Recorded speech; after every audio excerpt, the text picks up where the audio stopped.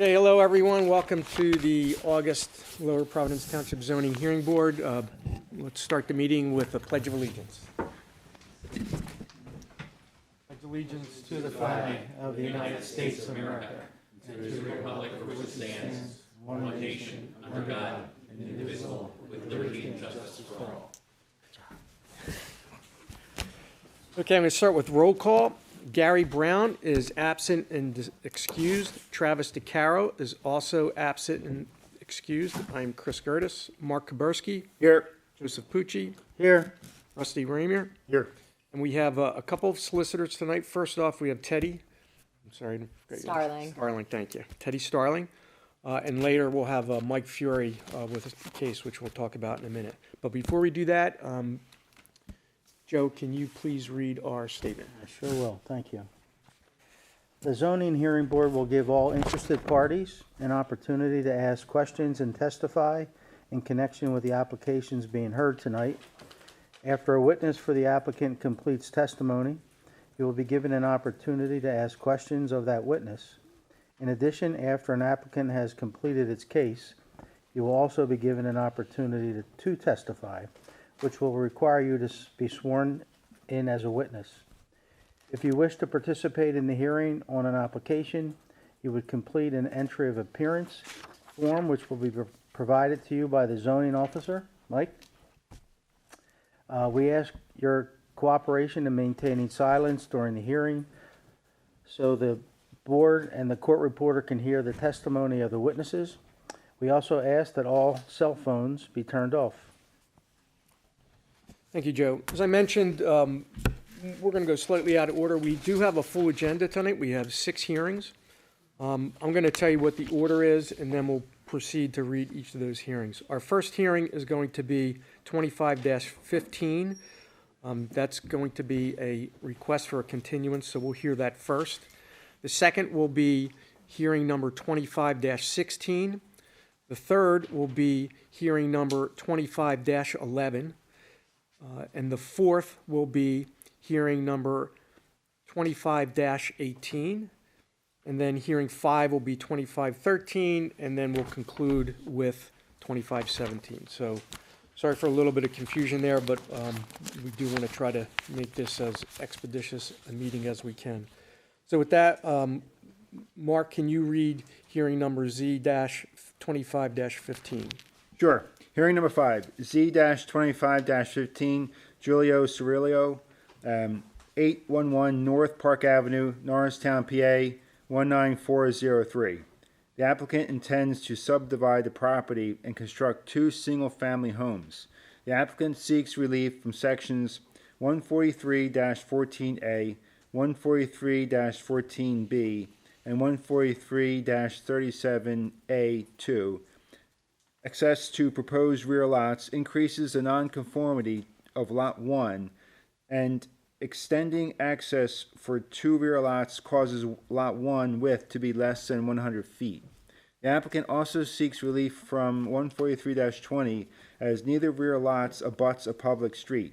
Together with any other relief deemed necessary or appropriate by the board, the parcel ID of the subject property is 43-00 10300-00-7. The subject property is located at 811 North Park Avenue and is in the R2 Residential Zoning District. This matter was continued from July 24th, 2025. Thank you, Mark. Do we have counsel representing this? Okay. Teddy, I think you did receive a request to continue this case. I received a request. The party has agreed to waive the timing requirements of the MPC, as well as agreed to pay re-advertising costs. Okay. Do I have a motion on the board to approve the continuance request? I can make a motion. Thank you. Do I have a second? I'll second it. All those in favor? Aye. Opposed? None. Okay, so that hearing will continue to our September meeting. Is that correct, Teddy? September? Yes. Okay.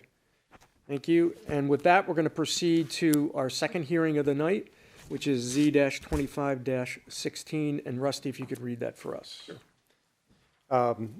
Z-25-16, William and Diane Hengemuel, 1153 Paulings Road, Norristown, PA, 19403. Pursuant to zoning code section 143-170 and the decision in the matter Z-24-01, applicant must obtain permits within 18 months of the issuance of a variance.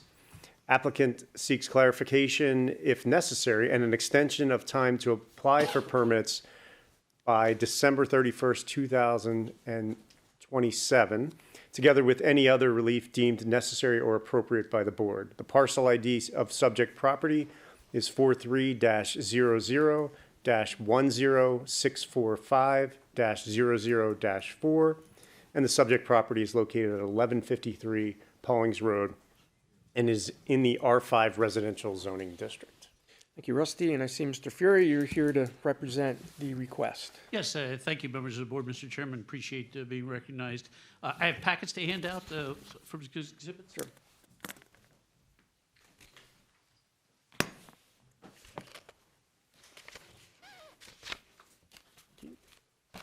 Thank you.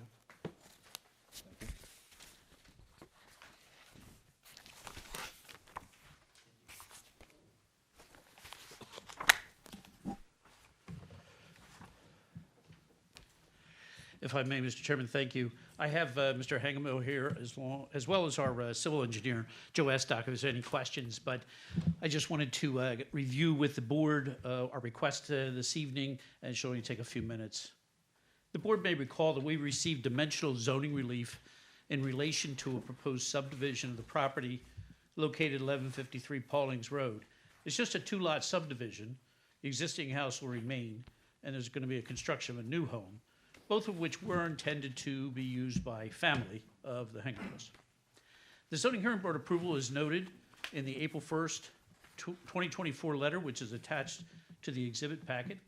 The zoning relief is intended to run with the land forever, but ordinances and zoning hearing board decisions often impose deadlines to obtain certain approvals. Section 143-170 provides for 6 months to obtain all permits, but allows the zoning hearing board to modify that time frame. The same deadline under the ordinance applies whether one receives a 2-foot side yard setback for a deck for which a permit can be pulled almost immediately and construction commenced, or if it involves a subdivision, which brings a whole host of other approvals needed in order to pull permits. Our ordinance here requires permits to be issued prior to the expiration of the time set in the zoning hearing board decision. Ordinances in other jurisdictions often tie the deadline to subdivision approval if the project involves subdivision, and then there is no deadline for obtaining the permits because you've already received your subdivision approval, and your plan is protected from zoning changes for 5 years under the MPC once you get preliminary subdivision approval. So in this case, we had asked for a longer period of validity when we originally applied. The board was kind enough to grant us 18 months to create the lot, but then references construction of the new home. Now, we have been diligently pursuing all approvals. As you can see in the packet, the Board of Supervisors granted subdivision approval on March 6, 2025, and based on the attached plan. So our subdivision approvals are valid, and the project is therefore protected from zoning ordinance changes until March of 2030. But our underlying zoning approvals technically expire in October of this year. With the subdivision approval, as is common, there are a number of other approvals and actions required before the subdivision plan can be recorded. And of course, permits cannot be obtained until after the plan is recorded. And then we need to develop and complete sealed architectural drawings with grading, structural, electrical, plumbing, mechanical, and HVAC plans all developed. The letter from the township engineer from June, also attached in the packet, provides a comprehensive and very helpful list of action items still required. And we appreciate the assistance of the township consultants, especially the township solicitor and the township engineer and the zoning officer through this process. Our engineer has been communicating with the sewer authority and was advised on August 4th that the property is located in the Mine Run drainage area, and as a result of the connection management plan in effect, it's likely that the project, even though we're only adding one more house, will not qualify for a planning exemption, and therefore a good deal of work is required for submitting detailed planning modules to DEP. In addition, and just on a personal level, the family member for whom the house was originally intended has reasons to live elsewhere and not reside in the residence, but one of Bill and Diane's other children is interested in building a home, but not yet in position to do so. So for all these reasons, so that we don't have to return for another extension, we request the zoning hearing board to modify the condition imposed in the zoning hearing board decision and extend the validity of the zoning approvals until December 31st, 2027, and to clarify that that applies to obtaining building permits. And we're here for any questions the board might have. Questions? So the whole point was that one of the children want to build there, and the whole reason is because they are not ready, so we're just trying to extend this for that purpose. It's Well, that's not- one of the yeah. things, but also, as you see in the list, we have quite a few action items we need to complete even before we get the subdivision plan recorded. And then once we get the subdivision plan recorded, then we have to go and get all our architectural plans done and all that. So we have a good ways to go just to get the plan recorded, let alone doing all the things we need to do just to build the house. So, Mr. Fury, why do you think that's a reasonable time request? Yeah, well, I think, you know, we're in a situation where we're going to be pursuing all the subdivision approvals. Even if we get the subdivision plan, the easement, the easement's been negotiated, but the easement recorded, all of these other third-party approvals that we need, because it's only a two-lot subdivision, you have to do the same thing you do for 2 lots as pretty much you do for 5 lots or 10 lots. So once we get all those third-party approvals, we're gonna be well into next year, okay? You know, as far as that goes. You know, just to be safe that we don't start running into a situation, you know, in 2026, we're saying, just give us to 2027. Realize that our preliminary subdivision plans are good until 2030. So it kind of doesn't make sense that the zoning relief would expire anytime before 2030. But we're saying, we understand you want to, you know, make sure that the project tracks through, and we will track through, but we just want that additional time for the personal reasons of the family, but also we have a good bit to do just to get the subdivision recorded. Good. Any other questions? So, so if we went back to the original approval of the variance, Yeah, it's, how many months from the original approval of the variance would it be? About 45 months from the original variance? Because you're asking for what, an additional 27 yeah, months? we originally graded 18 months, and so we're asking for another 27? 2 years, couple 3 months, yeah. And when you initially applied and got the variance, 18 months seemed to be a good number. That's what you asked for, and that's what Actually, we had asked for longer. what did you and ask you for? were Do kind you- enough to grant us 18 months. Do you remember what you asked for? I believe we asked for 2 years at the time, Okay. but frankly, we thought things would move a little a little faster for us, but, you know. Are they moving slower for personal reasons or for permit reasons right No, now? I don't think they're moving, slow at all, actually. I think, like I said, we just got preliminary subdivision approval in March. We had to do a good bit over that last year to just get to that point. And now we did, and now you see the list from June from the township engineer of all the action items we still need to take. And then we had this contact with the sewer authority in August, which means that we can't get a planning exemption. And the engineer's here, he can explain that a little bit more, but that's gonna be a process, so. Okay, I'm good. Other questions? Okay, any other testimony you would like to offer? Okay, before I think we're gonna go back and talk about this, but before we do that, if we could do our housekeeping of exhibits. Absolutely. I have some exhibits to mark for both the applicant and the board. I'll start with the board's exhibits. Actually, I'll start with the applicant's exhibits, excuse me.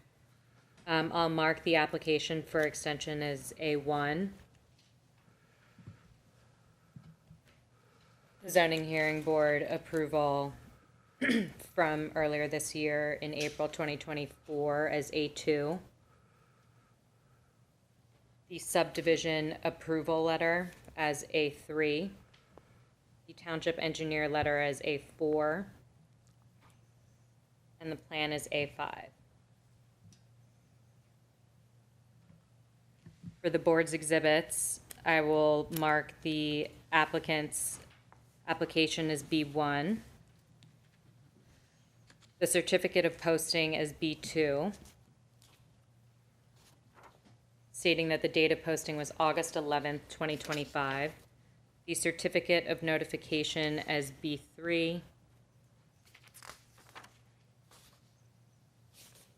a sample of the letter to notify essentially your neighbors of this hearing, that is B4, and the mailing matrix evidencing to whom this letter was sent as B5. That's all. Does this sound good, Mr. Fury? Yes, thank you. Before I ask for any last-minute questions from the board, is there anyone in the audience who has any questions? Anyone who has standing that would like to testify? Okay, with that, I think we're going to adjourn for a few moments, and we're going to talk about it in the back.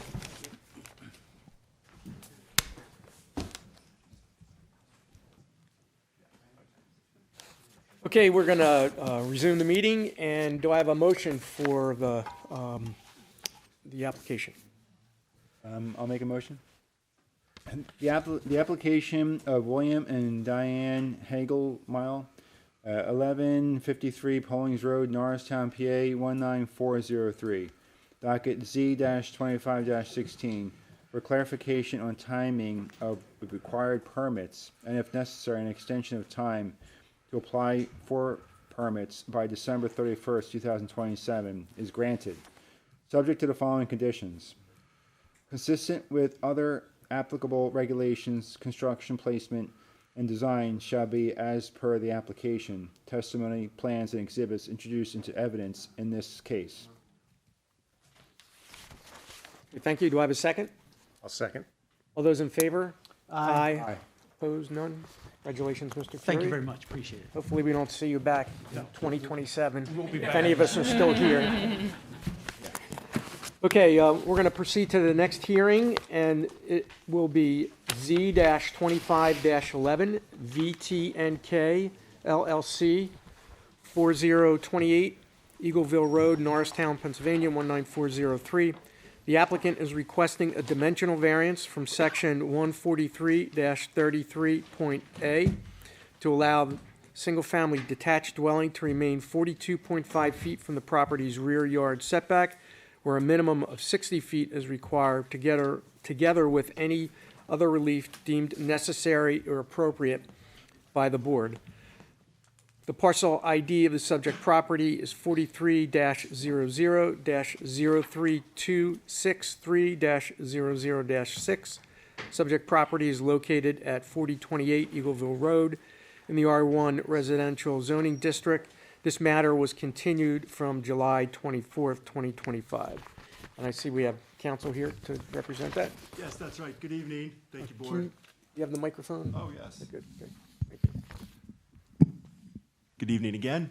My name is Zach Morano from Hamburg, Rubin, Mullen, Maxwell, and Lupin, representing the applicant, VTNK LLC, for the present application tonight.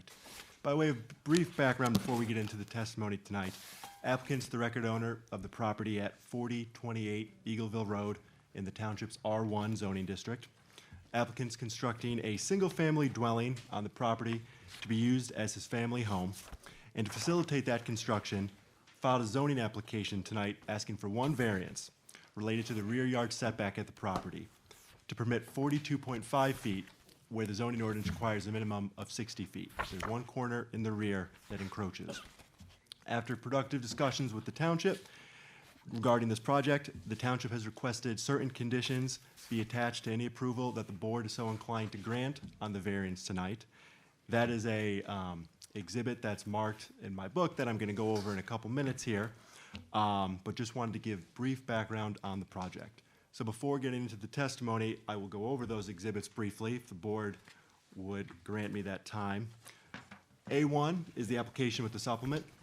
A2 is the curriculum vitae of our engineer, Tom Ludgate. A3 is our site plan. A4 is the property aerial. A5, property deed. A6, county property record. A7, letter of support.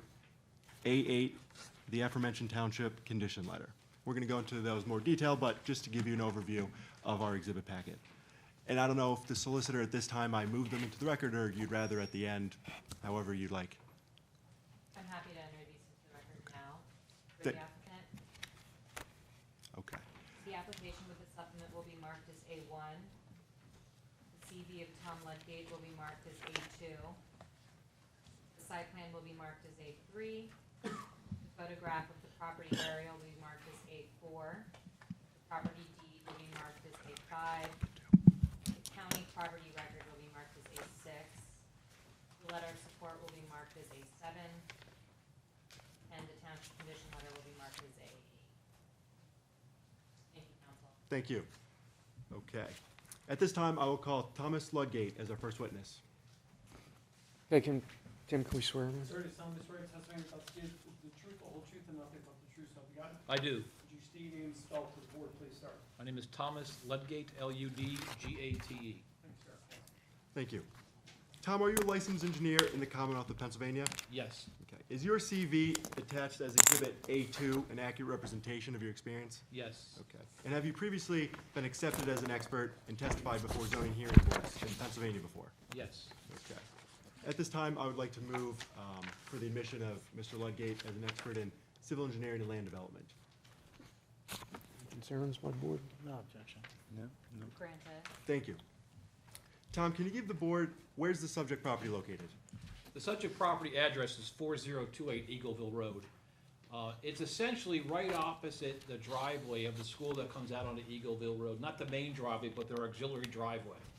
So, yeah, you put back in the aerial. I'm not sure, is this a good voice for everybody here? And you referencing Exhibit A, The aerial, whatever that number is. I think it's A3. A4. And I'll stand up if that's still good for. If you could just, yeah, you could grab the microphone. Okay, perfect. So the property is 4028 Eagleville Road, and right across the street is a secondary driveway for the school right there. And this is literally right across the street from that driveway in the real world. And it's a 5.3 acre tract that has slope from Eagleville Road down to where the house is built. It has a pretty good drop off, a good slope through there. So Eagleville Road is essentially a high point. The property then slopes down to where the house is. There's a little more fall down to the creek, and then it picks back up again up into the adjacent development. So this property is almost not quite a valley, but essentially in a low spot between Eagleville Road and the adjacent development. And Tom, this is in the R1 district, correct? Correct. And is a single-family house permitted by right under that district? Yes. Other than the rear yard setback, which we're asking. I'm sorry, can you just grab the other mic? Yes, Thanks. absolutely. I'll start over with that question, Tom. Thank you. Other than the rear yard setback relief that we're asking for and we'll get into tonight, is the property compliant with the other regulations under the R1 district? Yes. Okay. Now, you talked about the location of the property. Can you just give the board an idea of what's on the property? Well, right on the property is Steve's house located at the far end of the property, kind of the lowest spot. There's an existing access drive down to Steve's house, and there's a little workshop barn, as well as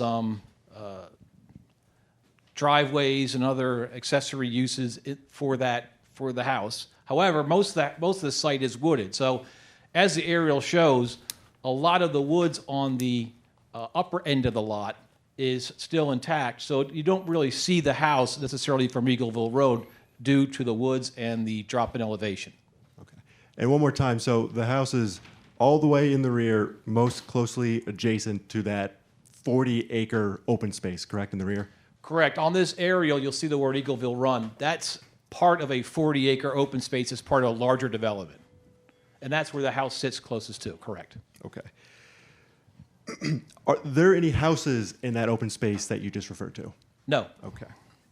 Now, you mentioned the house is existing. Is that the proposal that we're talking about tonight, finishing the construction of that house? Yes. Okay. And that construction of the house requires zoning relief, correct? Correct. Okay, and that would be a variance from section 143-33.A to allow rear yard setback 42.5 feet, where zoning ordinance requires 60 feet in the R1 district, correct? Correct. Okay. This variance is dimensional in nature, correct? Correct. Okay. Tom, in your opinion, do you believe that that variance request will alter the essential character of the R1 district or the surrounding neighborhood? No. Okay. Off Eagleville Road, there are multiple single-family houses, correct? Correct. Okay, and that's what this proposal is for? A single-family home. Correct. Okay. You also previously testified that the immediately adjoining property in the rear, most affected by this application, consists of undeveloped and vacant open space, correct? Correct. Okay. You also previously testified about the conditions of the property, such as the flag lot off of Eagleville Road and the conditions of it, correct? Correct. Okay. Will the requested relief, this variance, enable the applicant to finish the construction of the home? Yes. Okay. In your opinion, do you believe anything about this proposal will impair or be adverse to the welfare, safety, or public welfare of the property, the neighboring property, or the township? No. Finally, is applicant obtaining an NPDES permit for this application? Yeah, they will be. Correct. Okay. And will that involve stormwater management? Oh, a whole slew of things: stormwater management, erosion control, all kinds of grading, and it's a very detailed process. Okay, excellent. That's all the questions I have for this witness at this time. I'll turn it over to the board. Okay, do we have any questions for the witness? Yeah, I have one. Is it new construction? We have the applicant will be here, but yes, the house. Yes, it's new construction. All right, with such a large property, why couldn't you build it 60 feet from the rear yard setback? So, Tom, do you want to before, and again, we'll have a second witness. Okay. But, Tom, in terms of the location, is there anything you Sure. want to add? Yeah, I could understand the question. There's certainly a 60-foot setback is still there. There's not a physical limitation. However, if you're out in that lot and you were going to build a house, that would be the spot you would build it, because that's the spot that has the best grade for it. If you were to keep it within that 60-foot setback, the grading gets a little more difficult. Also, doesn't quite have the same view. So that spot, not from a zoning perspective, but from an actual spot of where you want to put your house, is the best spot for the house. Okay, thank you. This picture here appears different than the one in evidence. The border itself is closer to the home in this picture, which is more accurate. Oh, So, no, the survey, yeah, this aerial, I agree. That looks like the house is like 1 foot from the rear. No, it's actually 42.5 feet. It's just the aerial shows it up like that, that's all. and Yeah, that's an excellent point of clarification. This is not A4, that's in the packet. right. I just prefer the aerial because it allows you to see more of what's going on. The survey plan, although being accurate, is pretty minimal in showing where all the neighbors are. How far along is the build now? We have another, yeah. Well, the house is on the roof, put that way. Okay, any other questions for this witness? Yeah, I assume you have others? We have one more, yes. Okay. Thank you. All right. Second witness I will call is Steve Owens. Good evening, everybody. Swear to testify about to give us the truth, the whole truth, and nothing but the truth, so help you God. I do. State your name and spell, please. Stephen Owens, Owens. Thank you. The subject property at 4028 Eagleville Road that we're talking about tonight is titled under VTNK LLC, correct? Yes. Okay. And I will submit to the board that Exhibit A5 is a certified copy of that deed from the Recorder of Deeds. Also, Exhibit A6 is the county property record, just for reference, that also confirms that ownership and gives some details about the property. Steve, are you authorized to speak on behalf of VTNK LLC tonight? Yes, I am. Okay. Did you hear and agree with everything Mr. Ludgate testified to about the property in the project tonight? Yes. Okay. Do you and your wife, who's seated behind you here, plan to live in this dwelling with your children when it's complete? We do. Okay. And where are you and your wife and your children living now? We're on site in a camper. Okay. And you're here tonight because you need one variance related to the rear yard setback, correct? Correct. Okay. Can you explain to the board in your own words, you heard Tom speak to the topographical features, but can you explain to the board briefly in your own words why the house is where it is and why you need the relief? Sure. The reason that the house is where it's positioned at, as Tom had suggested, is the area that the house is at is the most level and best position for the house. And basically, that's the reasoning that we have it in that location. If we were to move it anywhere else, the terrain on the lot is difficult. And the house now will line up with the new driveway you're proposing? That is where the problem came in. That's originally the house on the original plans was parallel to the back property line and within or over the 60-foot setback. But as we developed and we were on site working, the driveway had to be, instead of a straight line down into the house, we couldn't avoid.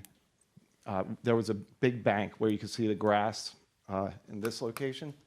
So we had to go around it. And when we did, it was a very awkward entry towards the house with the position of the driveway. So we just kind of rotated the house, which sent the back corner on the left side or the right side of the house closer to the property line as an oversight.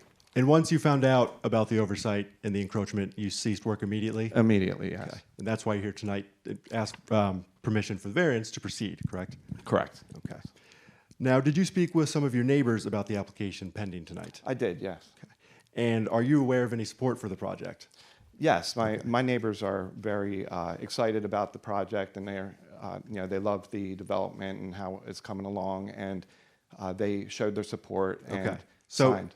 is exhibit, or I'll submit to the board, exhibit A7 is a single-page document drafted and signed by Steve. Are those two properties to the right and two properties to the left off Eagleville Road? Yes, they're the immediate neighbors that we have that are connected to our property line. Okay. Before tonight, did you have conversations, discussions with the township and township consultants and staff about the application? I'm sorry. Did we have a staff meeting with staff to discuss this application? Yes, Okay. we did. And following those discussions, you understand that the township has requested certain conditions be attached to any approval that the board is so inclined to grant tonight. Is that correct? Yes. Okay. And you read and understand those? I do. I understand. And do you agree to those conditions? Yes, I do. And that would be exhibit A8, are those condition letters.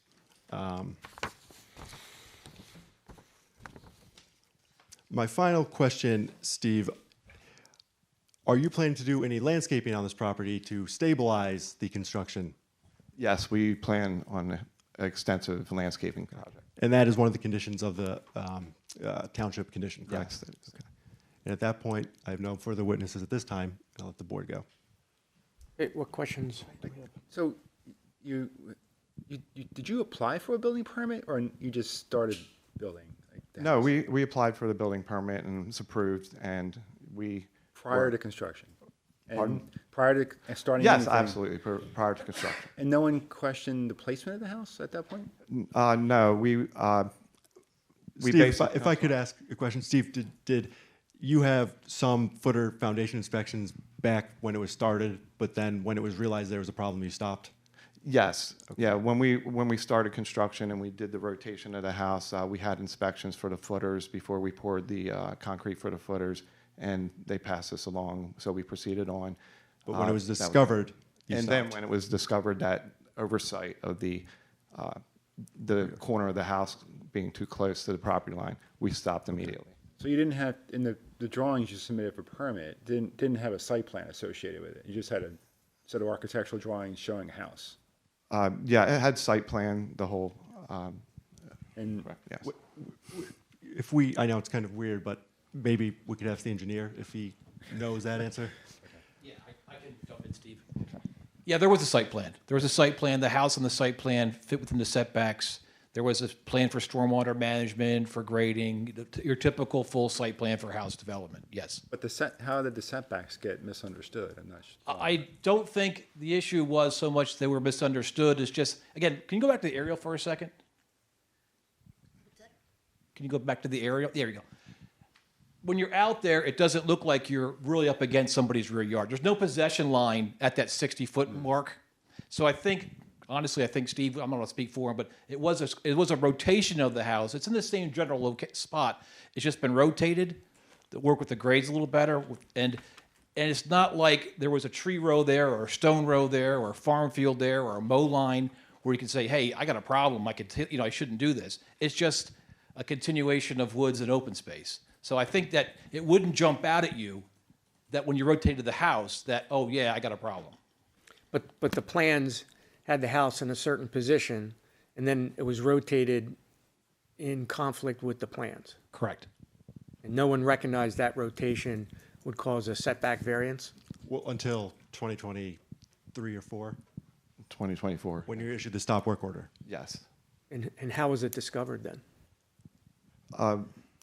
Steve, was there an inspection on the property, township staff, consultants?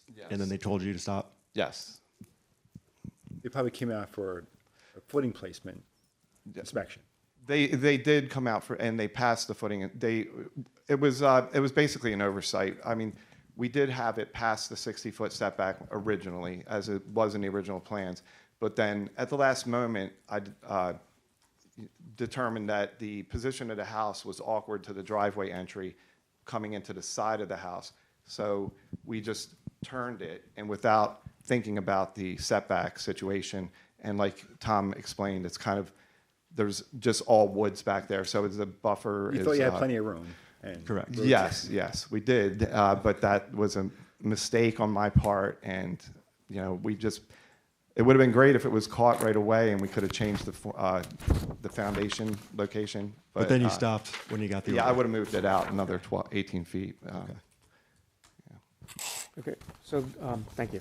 So I'm looking at the letter that was in your attachment 8.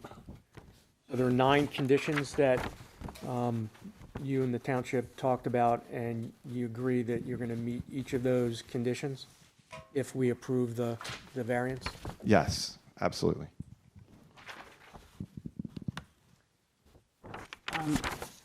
Again, the township letter, can you just give some color to number 6 on the letter? I mean, I can read it for everybody's benefit. The applicant shall remove any boulders, rocks, split, stockpiles, other debris, man-made or natural, placed there by the applicant on the neighboring HOA property owned by Valley High Estates Homeowners Association, further identified as parcel 43-00-15998-555, or alternatively obtain HOA permission to keep said materials on the neighboring HOA property. Any permission obtained shall be promptly provided in writing to the township. Can you give some color on that background? Yes. As we were developing the land, as Tom explained, it's kind of a slope going down, so we had to level the ground out. So we brought in dirt, and as we leveled it out, it created a bank towards the back to hold the top level. We had a 45-degree bank, and rocks, as we were dumping, kind of spilled over onto the neighboring property, and basically that's what they're talking about in that on the paper there is the rocks and dirt that had, and the silt sock that we have to protect the from silt getting down to the creek and behind us. You're going to remove all that. Yes, well, the plan is to remove it and putting retainer walls, Retaining wall. and eventually, after we're complete the interior of the house, and then we'll develop the exterior and start doing the landscaping that is required. And I'm in talks with the HOA now as far as getting permission. They have to have a meeting on it, so they are out on the meeting. And once they do, they're going to hopefully give me permission to keep them there until I'm complete and ready to do it later on when we're doing the landscaping, excuse me.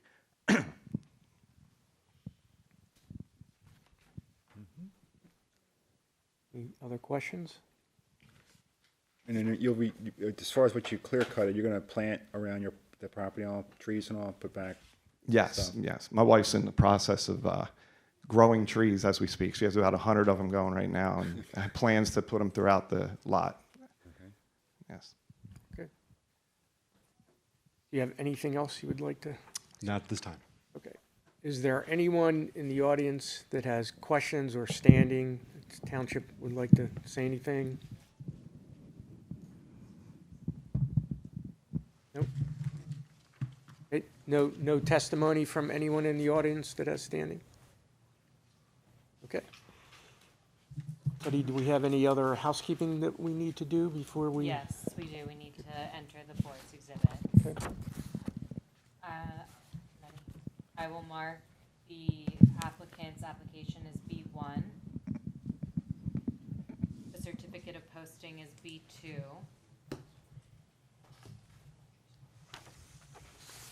The letter to residents is B3.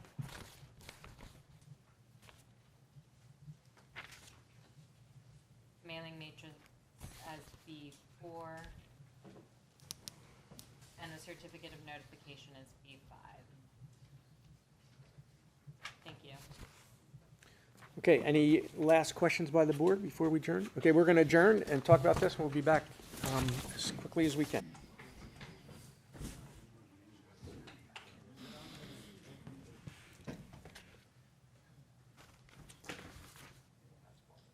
Okay, we are back, and I believe, Joe, you have a motion to make for us? I have a motion.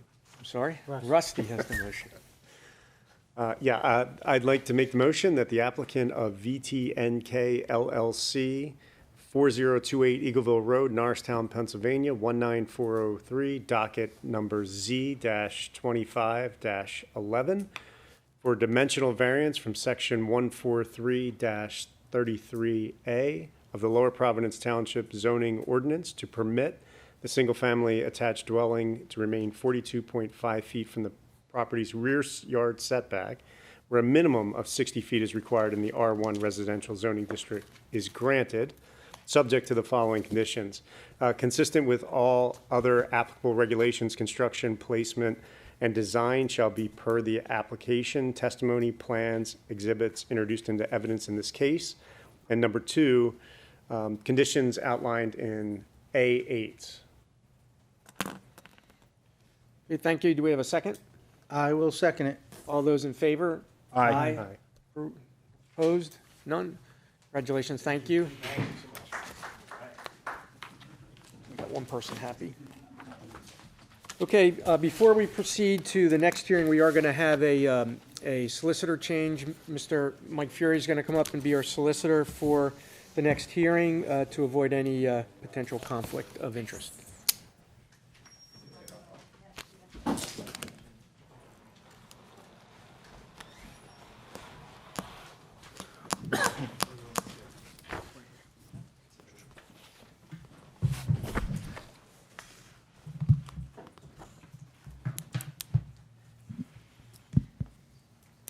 All right, thank you, Mike. So Tim, you got Mike as our solicitor. So Joe, can you read our hearing for us? Hearing Z-25-18, JBD Trooper Investments LLC, 1045 South Trooper Road, Norristown, PA, 19403. The applicant seeks a special exception, or in the alternate, a use variance from section 143-136 to operate their property as an auto sales and auto storage facility, together with any other relief deemed necessary or appropriate by the board. The parcel ID of subject property is 43-00-15121-00-1. The subject property is located at 1045 South Trooper Road and is in the IP Industrial Park zoning district. Thank you, Joe. I assume that you're our counsel for this hearing. Good evening, members of the board. My name is Ali Munshi. That's A-L-I-M-U-N-S-H-I, attorney with Miller, Turetsky, Rule, and McLennan. Before we begin, may I address some housekeeping matters? Sure. I've got some binders here that I'd like to pass to the board, if I may approach. Yep.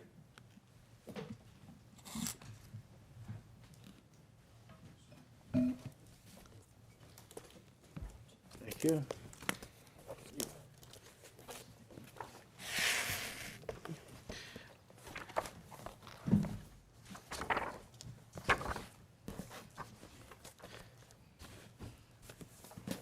Mr. Chairman, before continuing on with this application, the township is asserting its rights under the municipality's planning code and will be opposing this application. Okay, I understand, thank you. I'd like a copy of the what was passed up to the board as well. Thank you.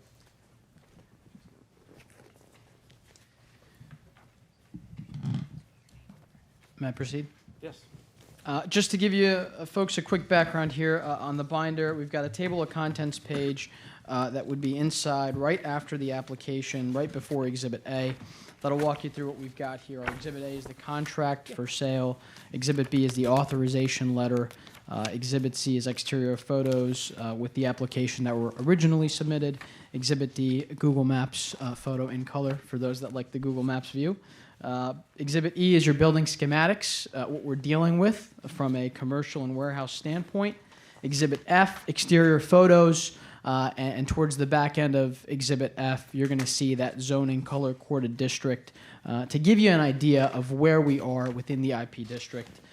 Exhibit G is current car storage, how this particular business operates today, and we'll get into that a little bit. And Exhibit H, finally, are the interior photos of the proposed, of the property that exists on 1045 South Trooper Road. So folks, tonight's request and argument here is a little bit more technical in nature. My applicant, JBD Trooper Investments, LLC, represented by Joey Benjamini here, they're seeking to acquire the property located at 1045 South Trooper Road for nearly $5.1 million. I believe it's $5.15 million. That is the purchase price for that particular location, and there's an agreement of sale that is in place. Of course, it's contingent upon tonight's decision and whether or not JDB Trooper Investments LLC can operate this particular location with the use that they are requesting to operate it tonight. To break it down, the argument is fairly simple. We're looking for a special exception tonight. That is what we're pleading in our application. But in the alternative, we are also pleading for a use variance. And before we get into that, I want to give you a little bit of color and some background on the type of business that we're dealing with. On the screen, you'll take a look. Collectible Classics, that is the website. You're looking at a business here that is interested in occupying the space at 1045 South Trooper Road to take Collectible Classics, which is sitting right now in Berks County, and opening up a second location right at 1045 South Trooper Road. So as you can see, the cars here are magnificent. The work that's being done here is high quality. And one of the amazing things about this particular business is that they're not just a regular old car dealership that you're thinking of. It's not a Toyota, it's not a Honda, it's not a Nissan, not a Mazda. I'm going to object here. Is the council testifying, or is the applicant going to testify? If I may. We will get into that. I'm just laying some background before we get into the testimony, if that's okay with the board. Just be brief. Sure thing. So as we're looking at this particular site, Collectible Classics deals with premium and collectible cars. So you're talking Porsches, Aston Martins, Jaguar F-Types, those types of vehicles. And so today we're joined by Joey Benjamini to talk particularly about this application, what the proposed use is going to be, and if the board would like for me to set up the argument with respect to the special exception and the use variance, I'm happy to do that. Or we can jump right into the testimony and I can supplement the argument after the testimony. Testimony. Great. So with that. Sir, you're solemnly swear the testimony you're about to give is the truth, the whole truth, and nothing but the truth, so help you God? Yes. Can you state your name and spell please for the board? Joey Benjamini, Joey Benjamini.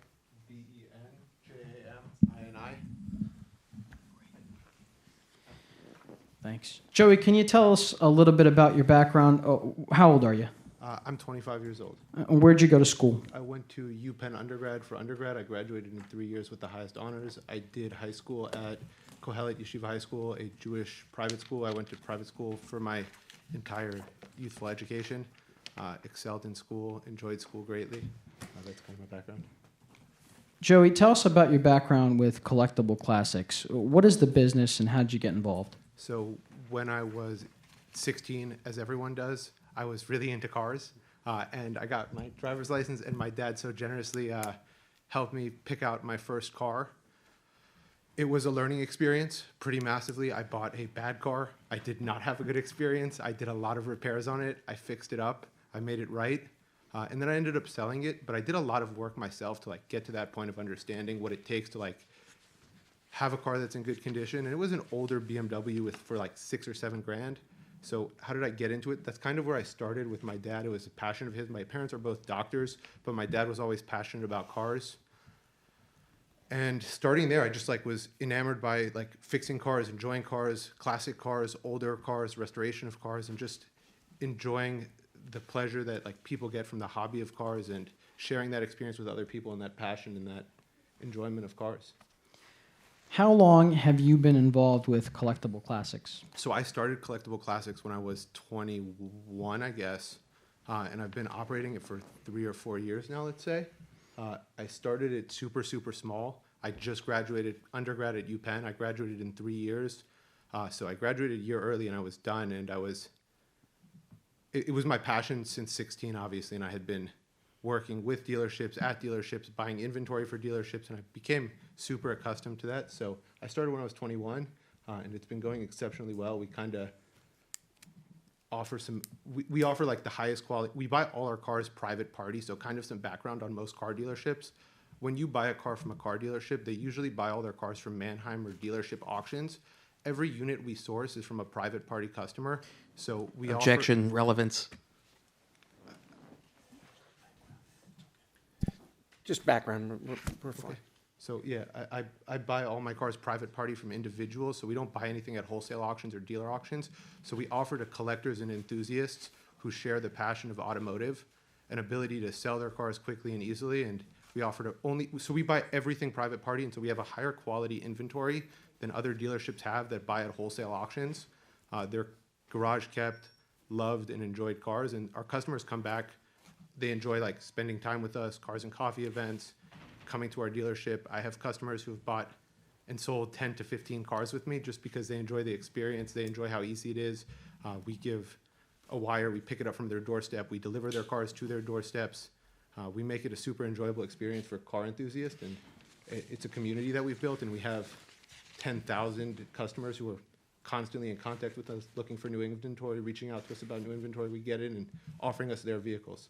Now, let me ask you this, Joey. You just told us a lot of great information and background on Collectible Classics. Is this the only location that you have currently, the one Collectible Classics? Yes, currently we have one location in Berks County. Okay. And are you looking to expand? Yeah, we're bursting at the seams.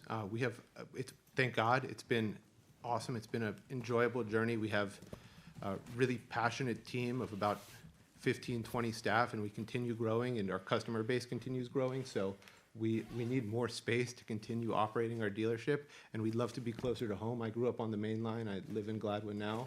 My family all lives there, and it's a commute for me. It's about an hour drive out to Berks County every day, and I've been making that commute for 3 years. I just had a baby, and it's pretty challenging to do 2.5 hours, 2 hours in a car every day. So buying this building would offer me great relief so I could spend more time with my family and do what I enjoy in an easier setting. Well, we're going to get into that in just a moment. But before we get there, I want you to talk to me a little bit about the way that you are currently operating in your space in Berks County. How large is that facility? So we have a 15,000 square foot indoor warehouse there, give or take, and we have about 80 cars, 100 cars. That's about the maximum capacity you could do for indoor storage. And given that we do these high-end cars and really clean cars and really low mileage cars and antique cars, so like we could do a restored F100 from 1972 I just got in from a customer. And those kinds of cars can't really sit outside for long term if they're in the condition that we market our cars, and our turn rate's reasonably quick, but at the same time, we need to make sure that those cars are kept in a condition that our customers are happy with. So leaving classic cars outside, like a $150,000 Porsche 911 Turbo, doesn't bode well for that car and its condition and the paint. So just important that we keep everything indoors. And you just said something that I want to expound upon a little bit. You said that you like to keep these cars indoor. This property indoors. This property located at 1045 South Trooper Road. Would your intention be to keep most of your cars, your collectible classics, inside that facility? Yeah, that is the reason we're spending $5 million to purchase a 40,000 square foot indoor warehouse. We could much easier purchase an open lot for 1/3 the price probably, but we're specifically pursuing a 40,000 square foot indoor warehouse, which there is very limited availability anywhere, obviously, but in a lovely neighborhood like you guys have here, it's a preference. We need to keep these cars indoors to keep the quality of the cars where they are and where we like to pursue, yeah. So, Joey, talk to me a little bit about that. You just said it's a 42,000 square foot facility. I want to take a step back. When did you first become aware of 1045 South Trooper Road?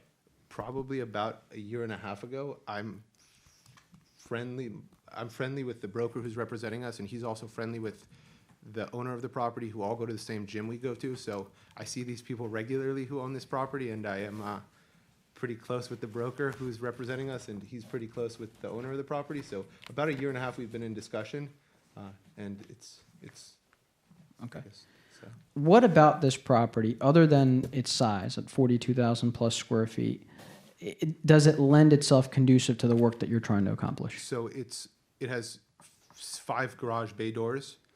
It has 42,000 square foot indoor warehouse space that's finished to an exceptional condition. Steve Tornetta, who's the owner of the building, who's here today, also supporting of this cause, took great care of this building and spent a tremendous amount of money making sure that the condition of this building is exceptional. I think he's invested, based on my understanding, several $1 million into upgrading the building from the time of his purchase.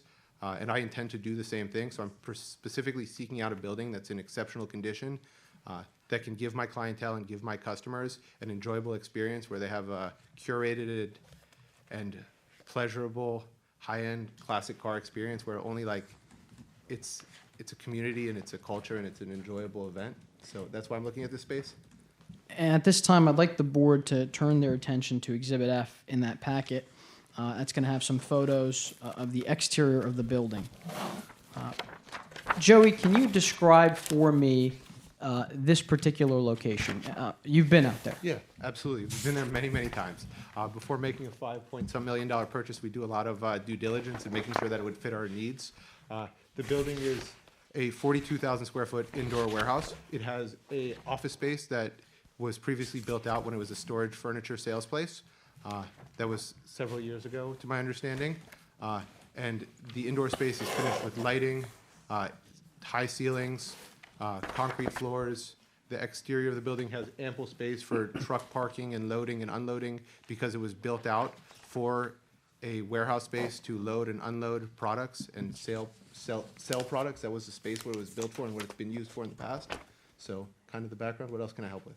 Joey, can you tell us, and you might have touched on this, but can you tell us if that property's been sitting dormant? Yeah, the property, to my understanding, and Steve, who's the owner, is here today, can also comment to this, but yeah, it's been vacant for a while now, and it would be awesome for everyone, I think, to get a community center, an automotive hub, a place where people can go and enjoy vehicles, enjoy their passion, share their passion.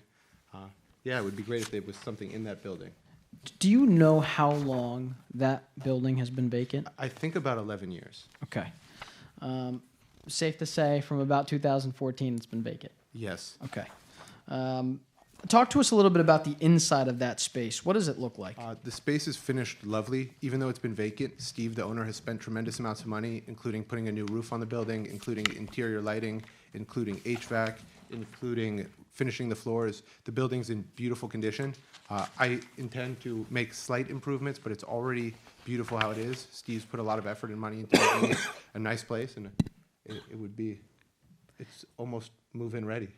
And I'd like to direct the board's attention to Exhibit H at this time. Those are the photos of the interior of 1045 South Trooper Road.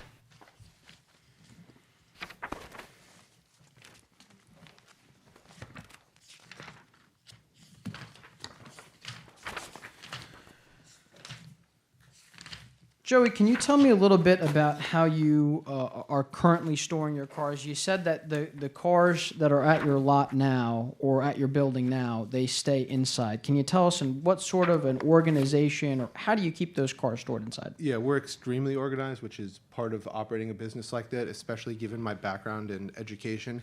I'm not the run-of-the-mill car dealer. I don't have any background before this in car dealership, so I built this from the ground up, focusing on organization, process, and procedure, which offers us an ability to offer our customers that awesome experience that they love. So everything's organized with exceptional detail. I think you have some photos there. Yes, we do. I don't have any inventory that's over 100 days old, which in the car dealership world, and we have about 100 cars, is an exceptionally. I don't keep vehicles sitting around and rotting. My mindset is not.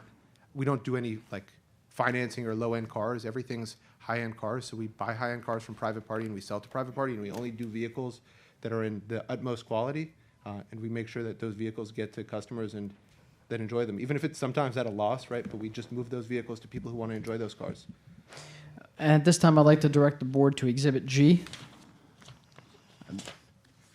Exhibit G represents and shows the cars as they are right now organized at Collectible Classics at the location in Berks County. That was a photo from today, I think. I grabbed you some photos for today. Thank you. Okay, Joey, so tell me, why are we here today? We're here today so we can pursue the purchase of this property and complete the purchase of this property and bring jobs, business, retail customers to your township, to your district.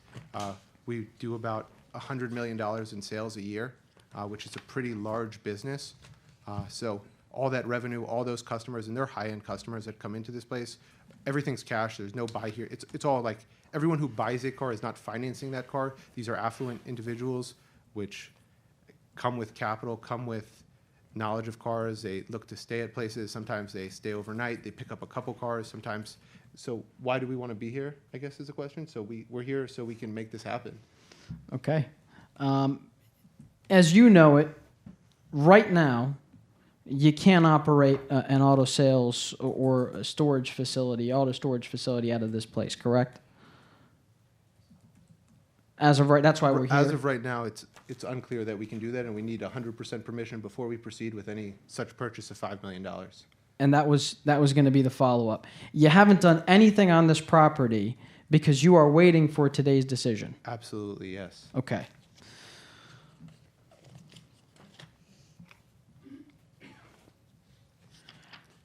Can I add, though? Sure. I have everything ready to go in terms of, we have appraisals, we have surveys, we have property condition reports, we have environmental survey, we have everything ready to go. We have about five or six companies that are waiting to give the green light based on the hearing we have today to like go ahead and pursue this and make sure that everything's ready to go with 100% certainty. So kind of just waiting on approval today, yeah. Okay. And with that, we're going to put a pause on the questions. Nothing further at this time. If the board has any questions of Mr. Benjamini, this time we can certainly open that. We're going to let the township solicitor, thank you. Thank you. I do have some cross-examination. I'll try to be brief. Mr. Benjamini, this does sound like a very interesting business. It sounds like you're also very accomplished in what you've done. This business will be open to the public, right? Yes. And looking at your exhibit H, the photographs of the space as it exists now, this is pretty big. I think it could also be used as like a bakery, perhaps. It's 42,000 square feet. That's about the size of, I don't know how to describe that magnitude of size. I don't know if you're familiar with real estate. 42,000 square feet is an absolutely enormous amount of space. You would have to be baking a lot of cookies. Sure. So I'm thinking like a large commercial bakery, perhaps. This space could probably be used for manufacturing. of cabinets, perhaps? I'm object to relevance on this. It's very relevant. I'm going through the permitted uses of what this space is and what's in the zoning district. Yeah, I overrule the objection, I do, because that's a similar question to what I have as well. You could have a very large gym here, correct? I'm not an expert on zoning code. That's why I'm here today with my attorney. That's- But yeah, presumably, if my attorney says yes, presumably he knows what he's talking about with regards to those topics. It's large enough to be a library, correct? I'm not familiar with the zoning code. It is a large space. It could be a lot of different things, right? It has been vacant for 11 years, so it hasn't been a lot of things. Could it be a lot of things? If someone had something they wanted to invest and put money into that location, presumably they could. To date, there isn't anyone. I would love to, but What was it before in the past? to my knowledge, previously, 11 years ago, it was a retail sales facility for furniture, large furniture, wholesale and retail of large furniture. Sure. So, but you have not considered other uses for the property. I am here looking for approval to operate a car dealership there, yes.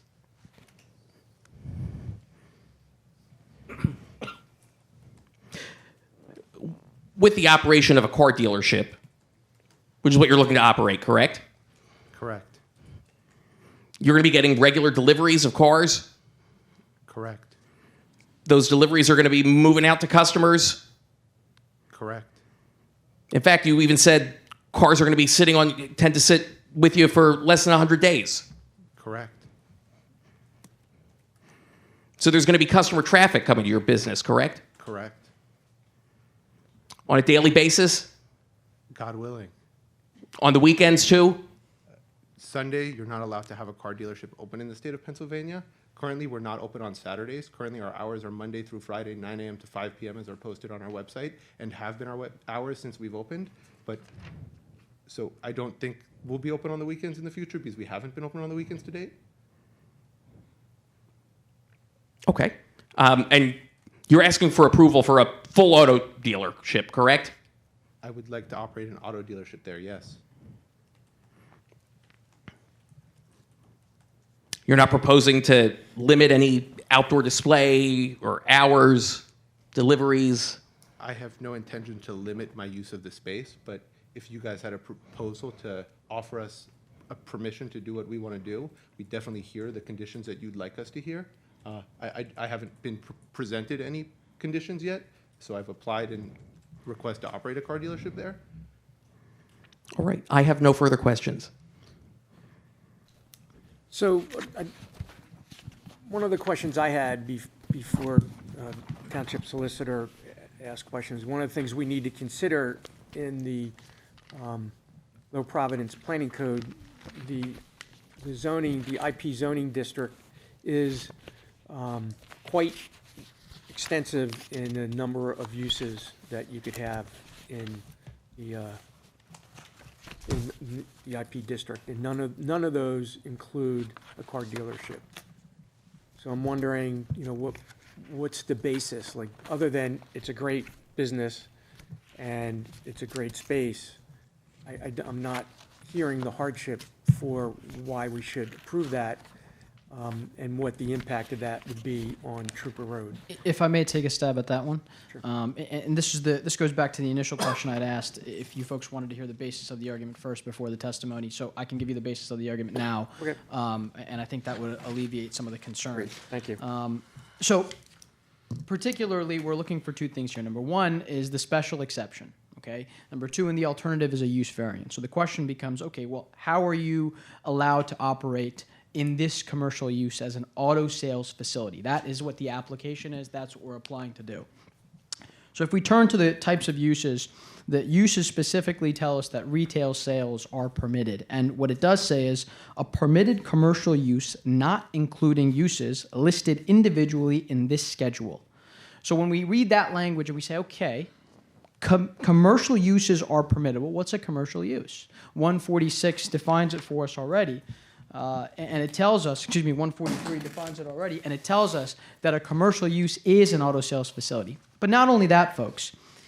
If an auto repair garage is allowed, an auto window glass shop is allowed, a driving school is allowed, some of these are already ancillary uses of the commercial use of a auto sales facility, then certainly by special exception, an auto sales facility could be and should be allowed. And I particularly direct this board to 143-136C, which tells us any use of the same general character as any of the above when such use is authorized as a special exception by the zoning hearing board. Meaning you folks have the ability right now to say, okay, we can make this a special exception and we can allow this. The question becomes, is it of the same general character as what the enumerated uses are? And the answer to that is an unequivocal yes. You're allowed car washes, you're allowed auto repair garages, you're allowed auto glass shops, you're allowed driving schools, certainly an auto sales facility, and the rules explain it very clearly, that retail sales, a permitted commercial use, is allowed. And so that's what we're looking for here on the special exception argument. Now, you might turn around and say, well, hang on a second, counselor. Sure, it says that, but it also says you got to be within 600 feet of the GC district. That's what the rule says in the IP district. Fair enough. To that, I've got two arguments. Number one, I still think this is available by special exception. Why? Because we wouldn't be applying for a special exception if it was permitted. If it was permitted, then it would just be permitted. The point of the special exception is that the use is allowed, but that we are applying so that it is permitted, okay? But even if we take a step aside from there, I want you folks to turn to that mixed use sector. It says permitted. And I've attached a copy of the zoning rules and the relevant ones on the back of the packet so you folks have that just in case if you don't have the rules in front of you. But the mixed use sector permits it. Now you might think, counselor, why does that matter? We're in the IP district. Because this is the difference between where the mixed use sector is and where the IP district is. I'm going to show you. Ready? Right here. That's the difference. Where this property is situated is simply a few steps away from the mixed-use sector. So here's a conundrum. You got a 42,716 square foot facility that you can't simply pick up and move. And yet, it is just a few steps from that mixed-use sector. Now, in that mixed-use sector, it's certainly permitted. And herein comes our second argument, the use variance. So yes, well, we understand that in the IP district, the board might say, well, hang on a second, you're not within 600 feet of the GC district, and the special exception may not apply, although we certainly believe it does, especially under Rule C, the same general character. But if the board were to say that, then we certainly go back to the use variance. And in particular, I'm going to argue the de minimis doctrine. You're talking about steps, folks, steps. If this property was simply a few inches to the left, it would be permitted. But it's not. And herein lies the problem. Because of these steps, these feet, these inches, we're requesting that this board grant a de minimis use. And as you folks know, that is now appropriate. Typically, you've seen de minimis use doctrine used in dimensional variance cases, but it is now available in use variance cases as well. The Commonwealth Court in 2024, February 20th of 2024, ruled that the de minimis doctrine is applicable in use variance cases. Here, this is very minor. We're talking about a few feet. And if you folks turn to, just to illustrate this a little bit more, if you folks turn to Exhibit F in my case packet, and you go towards the last page of where Exhibit F is, I'm going to hold it up so we can make it clear. This is where our building is, in the IP district, right here. That is the IP mixed-use overlay. That's how close we are. It is quite literally a few steps. And so, folks, that's why we're asking for a use variance in the alternative, because it's so incredibly close. And with a 42,716 square foot facility that's been sitting dormant for 11 years, where a bakery has not opened, a gym shop has not opened, a library has not opened, none of the enumerated lists by opposing counsel has opened, let alone, if we don't even know if they've been applied. If opposing counsel has that information, I'd like to know, but we don't even know if any bids have been made for that. This is really the first true time we can maximize this space, and I think Joey Benjamini has a fantastic vision for that, and that's why we're representing to you folks that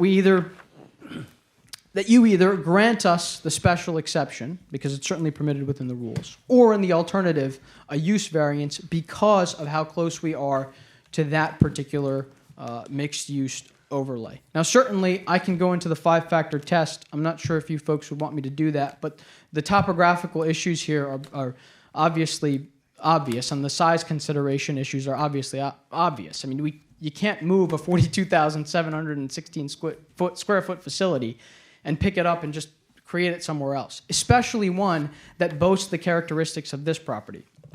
You have the garage bays already in place. You have the ramps already in place. I mean, this is about as perfect, as you heard Mr. Benjamini testify, as perfect of a warehouse as you can get to have something like this there. It is almost exactly to a T what they're looking for. The only issue here tonight is whether or not this board will allow it, and we certainly hope that you do. I want to touch on another point before I turn it back to the board for questions of Mr. Benjamini. Of course, we have our position when it comes to the special exception and certainly the use variance. But I want to take a moment. Hang on. Too many binders.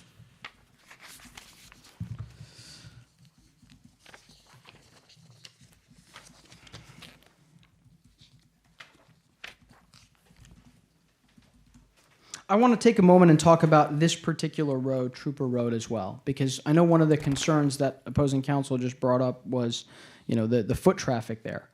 And certainly I'm going to ask my client a few questions based on that line of questioning. But South Trooper Road is already a very busy road. There are already trucks driving on that road. This use is already in line with the characteristics of this neighborhood. And the lot to enter this particular property is massive. It's a very, very big parking lot, and it allows for the ingress and egress of trucks with ease because it's a very large particular property. And if we see, we've got some photos. Obviously, you can see how large that space is right there. You can certainly fit several trucks there. Forget just cars, trucks, cars, you name it. But even just entering this particular space, I don't know if there's another photo there. Do we have another one? Yeah, so if we take a look right here, I guess it's a little bit cut off in the corner, but where you're looking there to the left of this screen, this particular region here stretches from here all the way out to about here, and it allows for the smooth ingress and egress of cars. You're not looking at congestion in trying to access this building, and that's the point where, if there are concerns about foot traffic, you're not going to have them, because of the structure and the way that this facility is set up. If the board would allow, may I ask my client a few questions on that front? Sure. It's already sworn in, we're good. Yep. Joey, you've been out to this property, right? Yes. So you know what the traffic is like in this neighborhood. Yes. Can you tell me what types of cars are driving up and down this road? All different types of vehicles, from semi-trucks. They're entering the highway. There's a highway entrance like about half a mile down from there as you approach the freeway. So all different types of trucks, from semi-trucks to people going home from work, to work trucks, to city trucks, anything in between. There's everything and anything that's going on this street. It's it was built for this purpose also. Beyond that, I would say, there are 5 bay doors for trucks to unload and load vehicles. Previous use was a furniture store, so it was built with 5 bay doors to unload and unload trucks at 5 at a time, presumably. That's what the intended use was when it was built. So I don't think it would change much of the use that was there previously, yeah. Joey, looking at this property here, do you believe that you can confidently fit parking for visitors, a few display cars, and trucks on that lot? Absolutely. Without a doubt? I wouldn't be buying it if I didn't think I could operate there. Okay. And with that, folks, I'm going to turn it back to the board at this time, if you have any questions for my client. Counsel, do you have any? I have no recourse. I just have a few questions before I turn over to the board. So this lot's abutting on a Trooper Road, right? That's correct. Is there any other access roads? To this specific property, no. There's 143, I would add, 136G, that's one of the conditions for, you had mentioned auto repair garage. That's one of the conditions for an auto repair garage. The lot abuts Trooper Road, which it does. The lot has vehicular access to at least 2 public roads. if I could add, and I don't mean to interrupt you, I apologize. okay. I think the schematics and my understanding of the schematics for the actual property do have it abutting Monroe Boulevard. And prior, there was already approved, to my understanding, an entrance to Monroe Boulevard. It just never was built. So I actually do believe it has 2 exits and entrances, not currently built, but it does have the schematics for it. To my understanding, if you guys want to look at the township records, when I looked at the property, if you see where Monroe Boulevard is, the schematics that I was presented with when purchasing the property show that Monroe Boulevard, there was an entrance plan there for the building, But it's not there now. but it wasn't built yet. Do you plan to store any of your vehicles or equipment outside in the parking lot? The intention is not to store vehicles for any extended period of time outdoors. The purpose of purchasing this building is so that I can store the vehicles indoors. It's significantly built for that purpose. If you look at the property dimensions and the specifications of property, the objective would absolutely not be to store any vehicles outside. The objective would be to keep them inside, and that's specifically the reason for the 42,000 square foot warehouse purchase as opposed to an open lot. So what does an extended storage mean? Like, in terms of like leaving them outside, so a vehicle could be outside when it was being dropped off. It would have to be outside before we bring it in. It would be outside before we detailed it. It would be outside if a customer parked it there. It would be outside if For how long? a couple days. But there would be, so operating a business like this, there is a flow of vehicles. No one vehicle should be left in any one location for an extended period of time because that's bad for business, bad for the vehicle. You don't want vehicles just sitting in the parking lot. Like I was saying, my turn rate is less than 100 days. That means from the time, my average turn rate is about 27 days for a vehicle. So that means from the time I purchase a vehicle to the time that it's leaving the lot is 27 days. The oldest, and I say judge me by the oldest, like the worst vehicles I have stay on my lot for 100 days. And that's not like, that's exceptional in the car dealership space, but the average turn time for a vehicle is 27 days. So I don't want my vehicles sitting for any extended period of time anywhere. If the vehicles are stored outside for a couple of days, will they be visible from the road, or is there fencing? Because that's another requirement of that section. Is there fencing that would prohibit, folks who aren't in the property from viewing them? The way it's built, the property, the parking lot is to the right side of the property, as you see it here. The building actually juts out farther than the I don't know if, from the vertical, yeah, that's the building. The building goes all the way out to there, but the parking lot's a little bit larger than that. So there's no fence currently, if that's a simple question, but beyond that, the place was built with the parking spaces that's behind the building or to the side of the building that's off the road. Okay. The last question I had is, on, you're probably not familiar with our area, but on Ridge Pike, there's a car dealership. And the Ridge Pike has 2 lanes, and then there's a center lane where, cars and vehicles turn left, turn right. Well, a lot of times, a big tractor trailer will come in that has, a dozen cars, and they park in that middle area to offload the cars. Yeah, You can so- have anything like that? So that's definitely not ideal, and I've seen that at lots of car dealerships. The answer is, the objective is absolutely not, because I currently, the answer is no, absolutely not. The objective is to have them pull into the lot. It's very dangerous for our staff and for other people and for pedestrians and for our vehicles if the vehicles are on the expressway or on a roadway. So the goal is to have them unload and load safely in a parking lot that's built for unloading and loading of vehicles. hypothetically, could a truck driver stop at a given point for a couple minutes? They would be independent contractors, and I don't have direct control over their actions, and I can't tell you that no one would ever stop their vehicle because they're not my employees. Are the type of vehicles large vehicles like that, or are they, like a flatbed tow truck that brings in a single car? Generally, it's going to be smaller carriers because we deal with private party customers, and we don't like buy wholesale at an auction. But it does vary. But you could. But you could have a big. Yeah, absolutely. But there is ample space in this parking lot for loading and unloading of vehicles. Right. Not so concerned about the parking lot, just the backup on Trooper Road, if a truck that size is trying to get Yeah, in. that would be bad. Absolutely. In addition to that, I would add that Monroe Boulevard, currently there are several other warehouse spaces that operate on Monroe Boulevard. It's a 2-lane on both sides. During my time there at this property, there were several trucks that were parked on Monroe Boulevard, entering and exiting businesses that do warehouse space. So the nature of this area, if you look behind us, to the left of us, is all warehouse space, and they're all industrial there.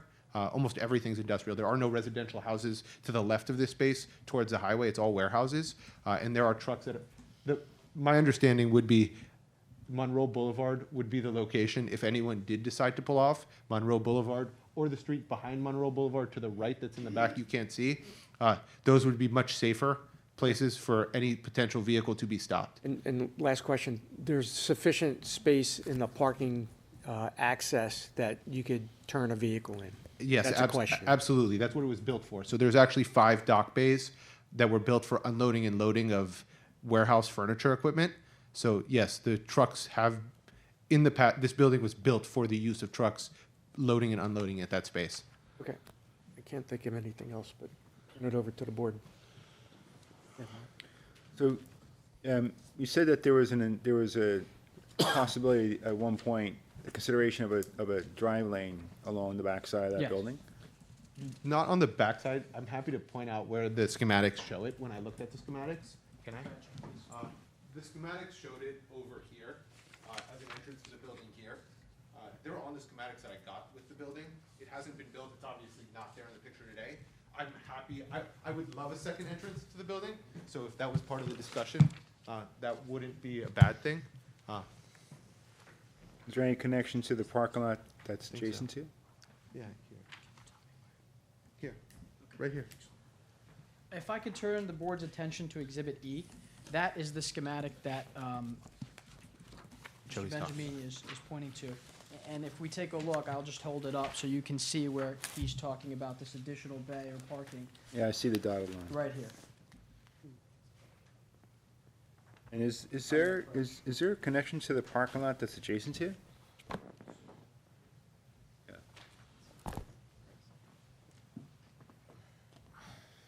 Is there a connection to that parking lot that's adjacent to it? There is a walkway. No connection through there?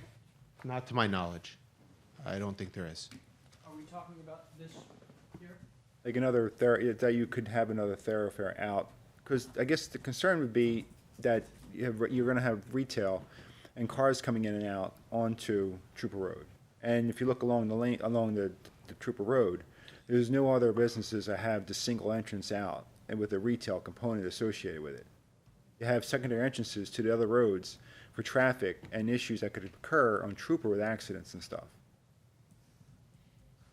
Well, like Mr. Benjamini had said, he's certainly open to making these adjustments, provided that, the township is, and the board is requesting it. I mean, certainly, that's something that Yeah, we're I'm more than. definitely open to making this work in a safe and feasible long-term strategy for you guys. My goal is to be long-term sustainable, so it's not in my interest that anyone gets injured or hurt or any negative effects come from this. I intend to operate the business for a long time. I'm 25.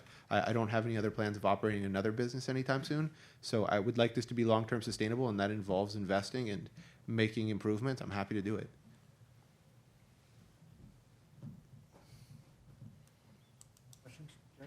Yeah.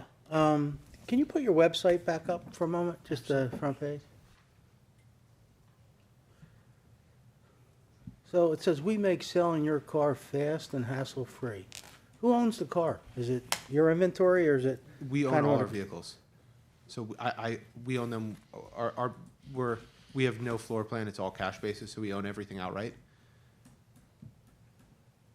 Okay, so I don't know, just, can you explain, how do you make selling my car easier? Yeah, Do I sell it to you? Yeah, Is that it? absolutely. I'd love to buy your car. Is that, that's pretty much what it is, right? yeah. Okay. You mentioned you were a $100 million company? Yeah, we do $100 million in sales. How many vehicles do you sell in a year? We've done so last year, this year we're on track to do about 1,500 vehicles. 1,500 vehicles, okay. And can you give just some color, some background on it? Like, what's an average week look like as far as customer flow and delivery of cars and things like that? So we sell and buy cars from all over, and we also have customers come in from all over. Every week varies. Some weeks are very busy weeks, other weeks are not very busy, but we're doing about 30 cars a week, 40 cars a week. So that means 3 or 4 or 5 or 6 cars coming in a day, going out a day. So you're selling 30 to 40 cars a week? Yeah. Okay. Inside, what's your staff look like, or what are you planning your staff here? I would be hiring here. We're probably going to have about 20 to 30 staff, probably 4 to 5 detailing positions, 4 to 5 photographer positions, 4 to 5 admin positions, and 4 to 5 salesperson positions. So about 20 staff, give or take, not including management, but management would be retained. And is there adequate parking for your staff and adequate parking? I mean, I know it's pretty large, but, Yes. okay. I would also add that generally speaking, our clientele aren't like drive up shopping for a car accidentally. Our customers that come in are very intentional with their coming into our dealership. No one strolls into our dealership by happenstance looking for a vehicle to like lease or buy and finance. These are customers who come in knowing what they're looking for with the intent to purchase a classic vehicle, and they usually do the research on that car before they come in. We don't have a lot of like window shoppers per se, and we try to avoid that generally speaking. And I think like your demographic and area will support that like kind of business. I don't think I'll have customers, especially with this way the warehouse is built, which is it's all enclosed and no one can see inside of it. I don't imagine that we'll have lots of customers. I don't particularly want lots of customers who aren't buying our cars walking in and like hanging out. It's pretty like people call us before they come in and they say, hey, I'm looking for a 1998 Porsche 911 Turbo. I've been looking for 4 years. I want a purple one. That's like our customers. So, or they're looking for a Lotus Evora and we have 3 and we're the only people in the US have 3 Lotus Evoras. Or they're looking for a 1960s Bronco and they've been looking for 6 years and they can't find the one they want. And they come in looking for a car, and I would say we generally don't even do test drives on our vehicles. I would just put that out there. Like, these are classic cars. We do a test drive to confirm that people want to purchase their vehicles, but not until after we've done like transfer of funds, paperwork on the vehicle. They're buying that car. We're not giving people the keys to $100,000 Porsches and saying, I'll see you in an hour. So we don't do that. So it's a different clientele, I would say. It's not like, as Ali mentioned, it's not your typical like Toyota Camry or like used car dealership, if that makes sense. Okay, thank you. So you don't have cars like, they're not gonna be outside, like you said, all your cars are gonna be inside. And the only thing that'll be outside is if a delivery was happening temporarily. And before we get that car detailed, or when it's, we go through our vehicles in depth, what that means when we get a vehicle in. Again, we do private party to private party transactions, and we have repeat customers. So when we get a vehicle in, we inspect that vehicle for cosmetic damage. We inspect that vehicle for mechanical damage. We inspect that vehicle for check engine lights, codes, top operation, electronic operation. We go through that vehicle in depth, which is a visual inspection. Like if you're a car guy, you're a car guy, and you like spend 20 minutes with a car, you're going to know what's wrong with that car.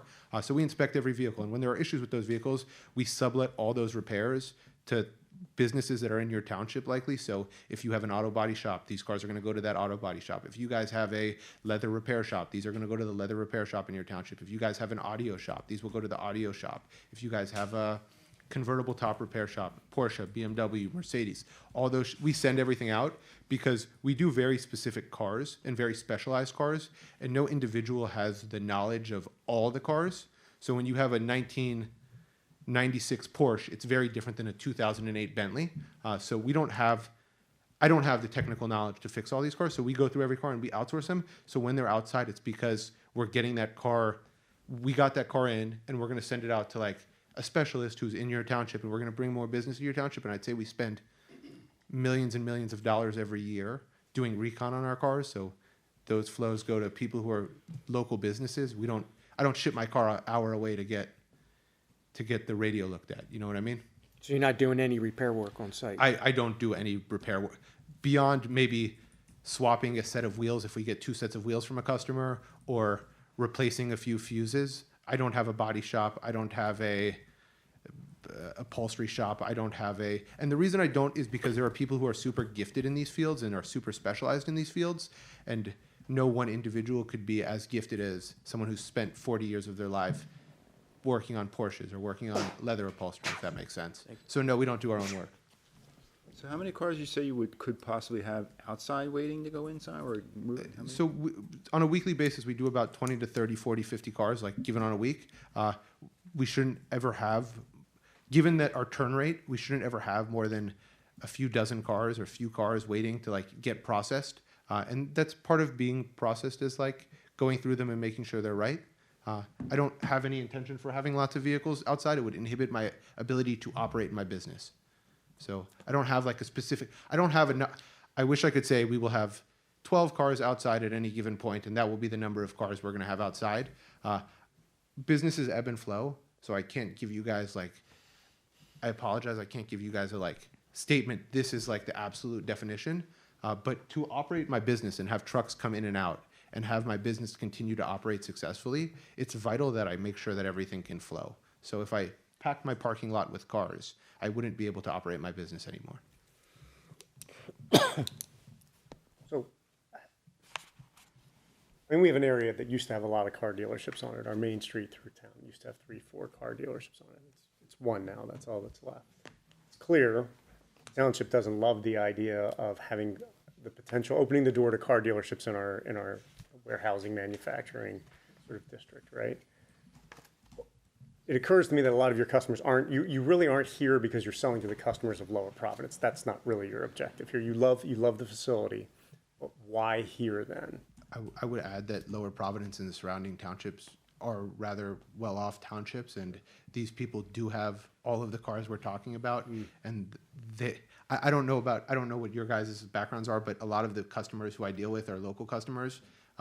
And guys happen to have like a 1990s Corvette that they're sitting in their garage, or they happen to have a 2000s Porsche 911 that they've had for 25 years. So we host cars and coffee events monthly, and we have tons of local people who come out and like spend time with us and do those kinds of things. So I would say we do have local connections to this area, and we intend to grow those local connections and like be more and more a part of that community. And we'd hope that the community is receptive to that and would like to enjoy that. That's how given that we do all our business private party, the more local customers that want to be part of our network, I would love to be part of theirs. Mike, you have your questions? I do. Thank you, Mr. Chairman. Sir, just a few questions, please. With regard, I thought I heard your counsel indicate that there was going to be a display area. Is there going to be an outdoor display area for the cars? So I'm not leaving any cars outdoors for any lengthy amount of time. I'm not talking about lengthy amount of time, but for example, are you going to have cars in some type of established display area 9 to 5, Monday through Friday, like a sampling of cars on the outside of the building? Likely not. Could we have? No. The answer's no, probably not.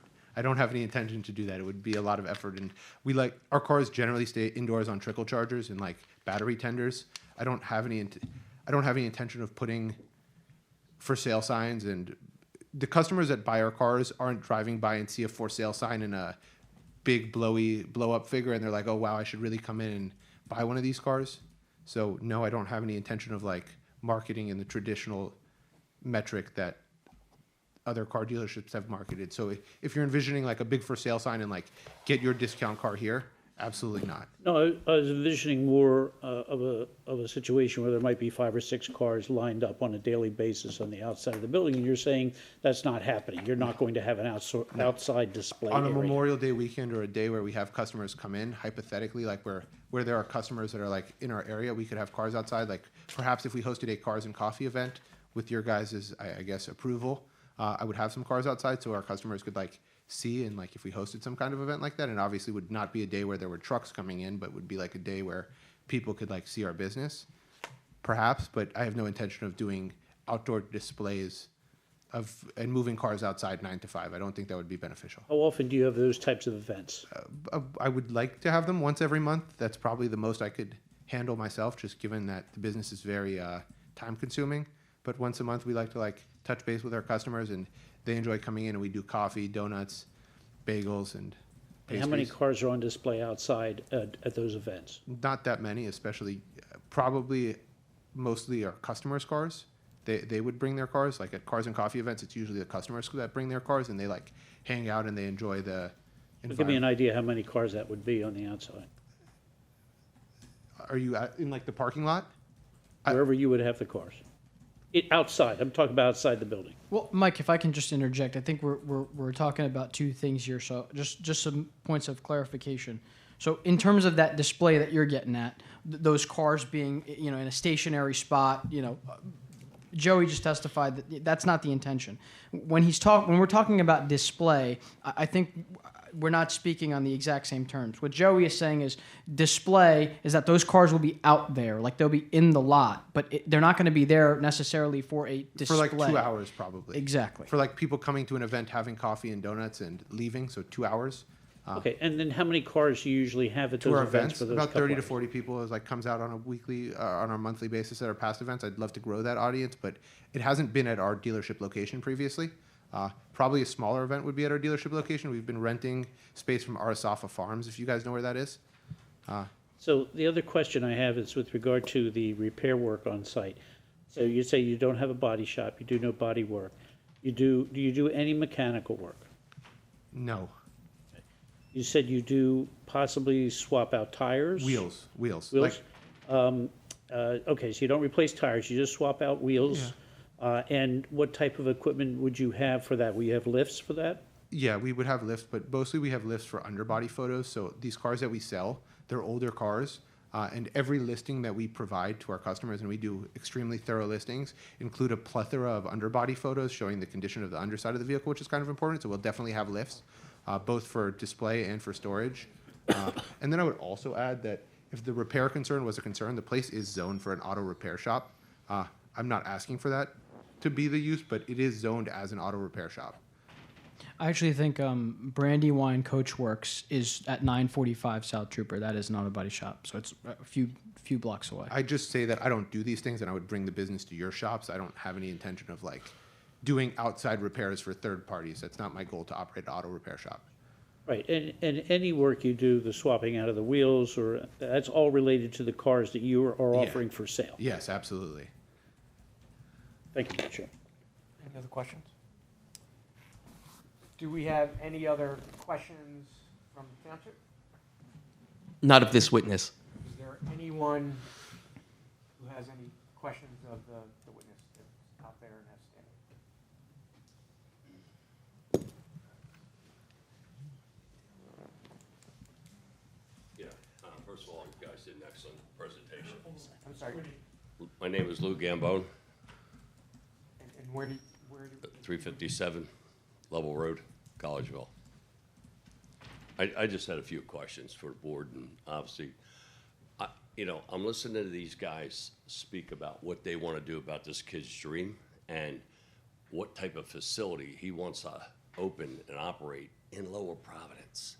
Like, it's an industrial park. I mean, and then I hear that they'd rather have a bakery with baker trucks zooming in and out at all hours of the night, the morning, lined up out in the park. So, sir, what's your question?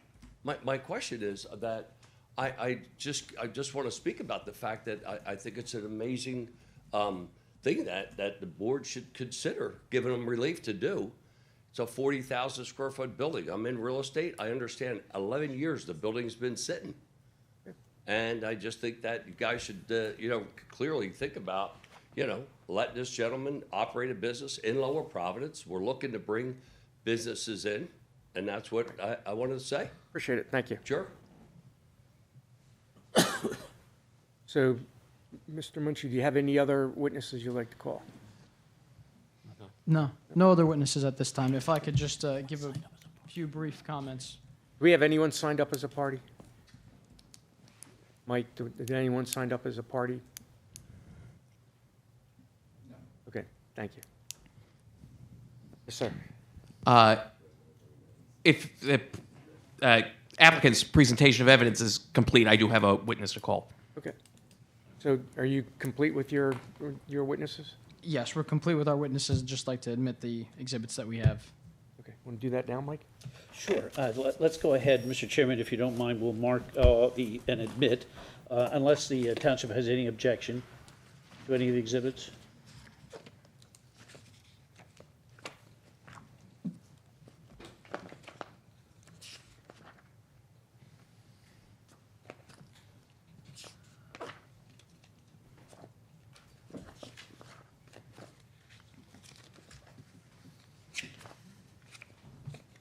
For what it's worth, no, I have no objection. So, Mr. Chairman, with your permission, we'll mark the and admit into evidence the applicant's exhibits contained in the binder.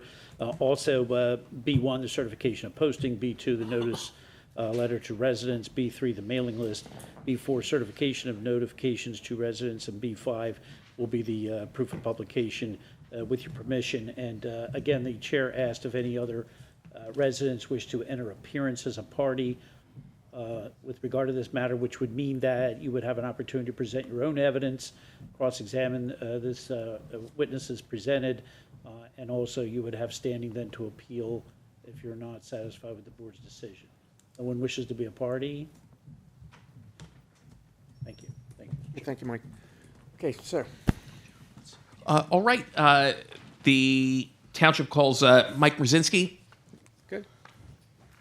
Sir, you solemnly swear testimony about the truth, the whole truth, and nothing but the truth, so help you God? I do.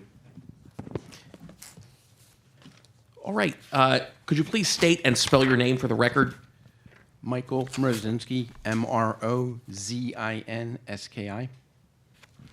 And what is your position with the township? I am Director of Community Development and the Zoning Officer. And how long have you served as the zoning officer for the township? 11 years. Can you briefly describe your responsibilities as the zoning officer? Basically, reviewing applications that come through, advising individuals as to their proposals, enforcement actions as necessary. I'd like to direct you to the township zoning ordinance. Can you identify for the board the zoning district in which the applicant's property is located? It's in the IP Industrial Park Zoning District. It's not in the mixed-use sector district? No, sir. It's not in the office technology campus sector? No, sir. In the IP district, what are the types of uses that are permitted by right? There's a considerable list from the chart. Some have been spoken about earlier today. Let me go through.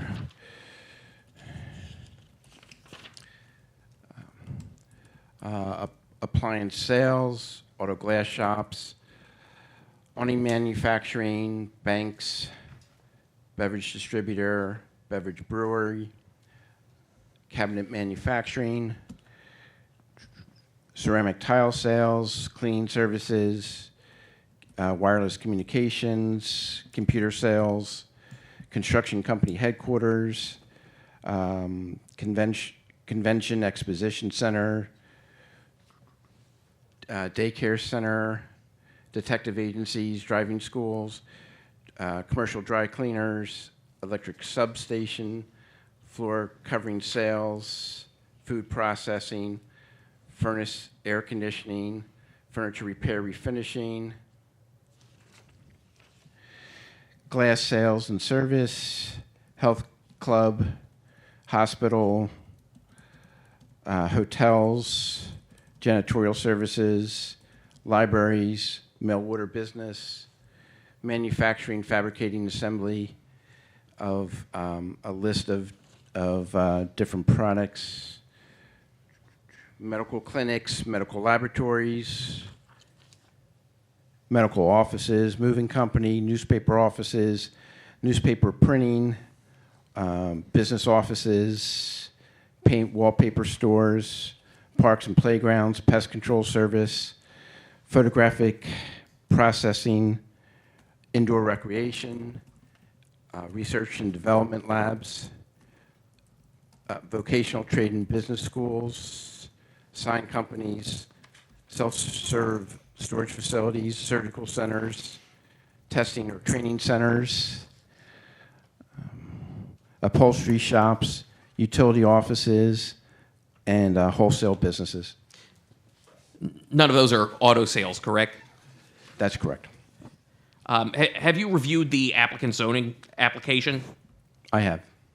Can you describe, in your understanding, what the applicant is proposing to do at the property? The understanding I came to it after a conversation was a auto sales facility. So in your professional opinion as a zoning officer, does the proposed use fall under the definition of auto, boat, and/or mobile/manufactured home sales? It does.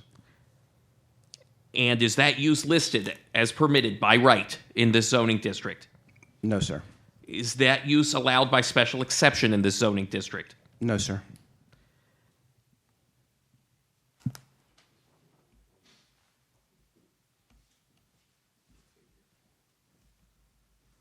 All right. Moving on. One criterion when it comes to a zoning variance are the unique physical circumstances or conditions of the property to create an unnecessary hardship. Based on your knowledge of this property, are there any unique such conditions? Nothing that would prevent the use as proposed. No irregular lot shapes, wetlands, steep slopes? Nothing that I'm aware of, no, sir.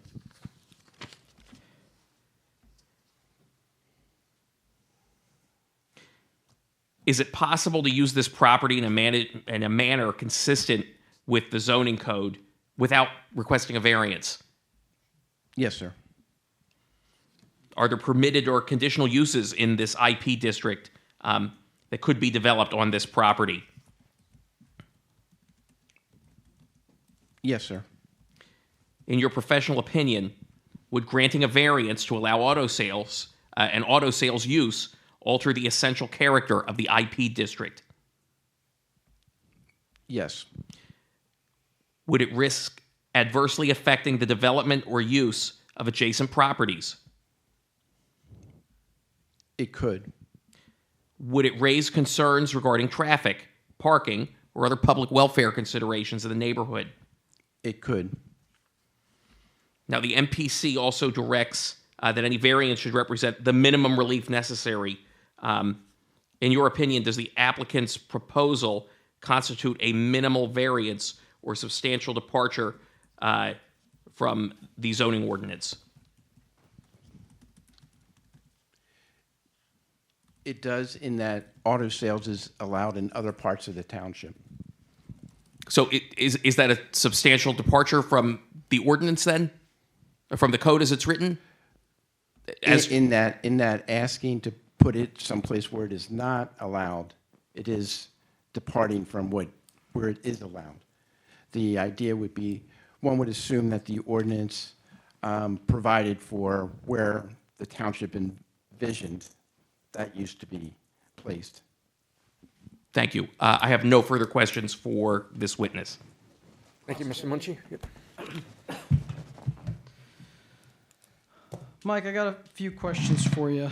I want to start by talking about, or asking about, your reading of this list.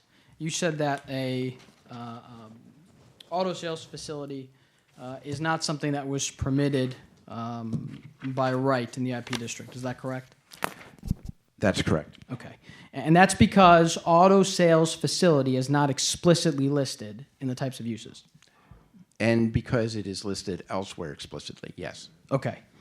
I want to direct you to where it says retail sales in that enumerated list. Can you get there?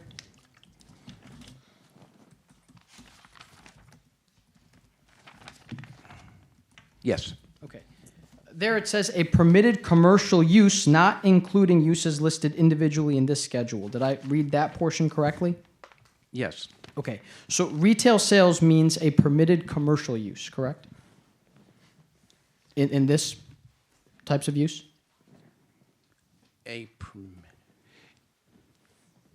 Retail is a type of commercial use. That Okay. And so, well, hang on, I want to make a distinction here. Retail sales is what it says, correct? Yes. Okay, it doesn't say retail store, right? It does not. Okay, it says retail sales, in parentheses, a permitted commercial use not including uses listed individually in the schedule, right? I read that correctly? Yes. Okay. We can agree that an auto sales facility is a commercial use, correct? Yes. Okay. So we know that in the IP district, a permitted commercial use is permitted when it's within 600 feet of the GC district. That's what it says. No, it does not. Okay. A commercial use is a broader category than just retail. And so by your question, you are saying basically that any commercial use is permitted, and that is not the case. Okay. Well, I want to follow up on that. Does it say here? Does it make that qualifier here in retail sales? The qualifier that you're making right now, does it say that here? It does not say that there, no. Does it say that some commercial uses are acceptable? It is within the other part, the broader part of the ordinance. It's not the question I asked. Does that say some permitted commercial uses, or does that say a permitted commercial use?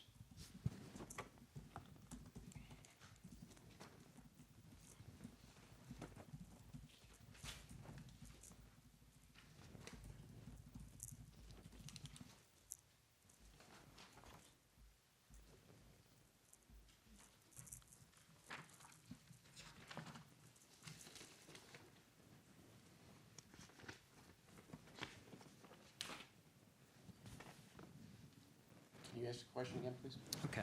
Does that say some commercial? Does that say some permitted commercial use or a permitted commercial use? It says a permitted commercial use. Okay. And you and I just agreed that a commercial use is an auto sales facility according to the definitions of 146. We can agree. Try that again, please. Okay. We could agree that auto sales is a commercial use under the definition articulated in 143. It is a commercial use. Okay. I want to turn your attention to 143-136C. It says uses by special exception. Let me know when you're there. I am there. Okay. It says any use of the same general character as any of the above when such use is authorized as a special exception by the zoning hearing board. Did I read that correctly? You did. Okay. I want to talk to you about this statement, same general character, for a second. Would you say that an auto repair garage is of the same character as an auto sales facility?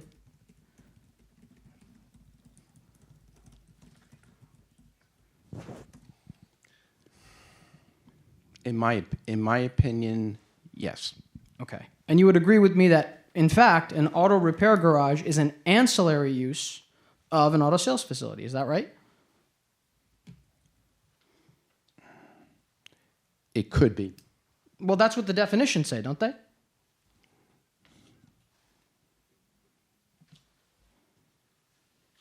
Let me flip back to that. Sure.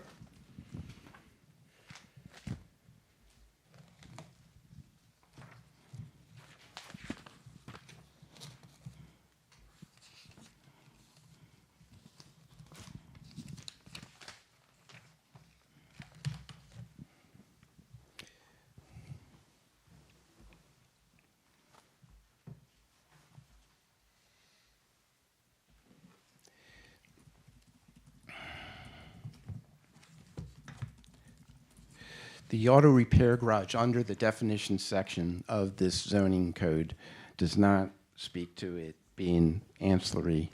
In fact, it's a distinctive use different just below that of auto, boat, and or motor I'm sorry, mobile manufactured home sales use. So it's a distinctive use. Okay, I want to direct you, hang on a moment.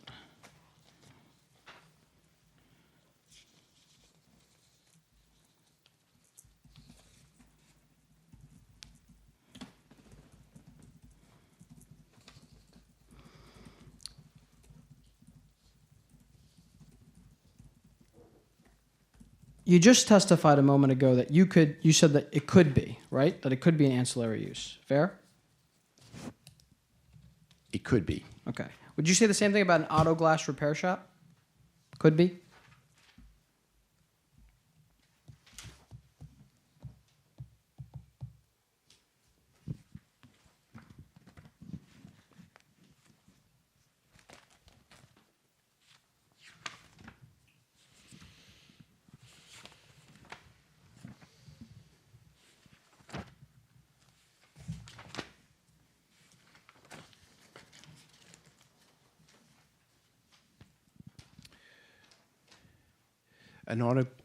An auto glass shop, while not defined in the uses, is in the table as a distinctive use.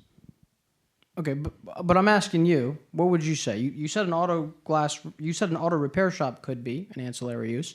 Do you think an auto glass shop could be an ancillary use? I don't have an opinion on that. You don't have an opinion on that? No. Okay. What about a driving school? Do you think a driving school, could that be ancillary? No. Okay. You understand that my client is applying to get a special exception today, right? I do. Okay. And you would agree with me that prong C, 143-136 prong C, talks about the same general nature, right? That's what it says, yes. Okay. You heard a lot of testimony about my client say that he wants to store a lot of these cars in this facility. Is that right? I did hear that, yes. Okay. And you said that his main intention is to store these cars in that facility. Is that right? That's my understanding, yes. Okay. And you also heard him say that he does not have an intention to necessarily to display these vehicles, right? Yes, that is. I did hear him say that. And you heard how he has differentiated himself from a standard dealership, correct? I heard that, yes. Okay. Mike, you would agree with me that if my client was coming forward here and just saying he wants a storage facility, that would be a permitted use, right? It's a self-serve storage facility, which is specific. Okay, so Yes. if he decides, if he says, well, this is a wholesale business, that would be permitted, right? Correct. You could put a Costco in there, right? Costco has a retail component. Okay, but retail sales are permitted.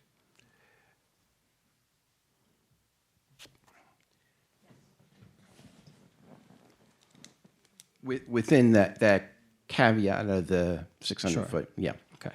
So you testified a lot about the special exception. I want to talk a little bit about exactly your objection to it. Is your objection purely based on the fact that you don't think that a special exception applies here? Is that it? No, sir. As you probably know, and I don't mean to be arrogant about it, but it's not mine to rule on special exceptions. It is a special I am to follow the book literally.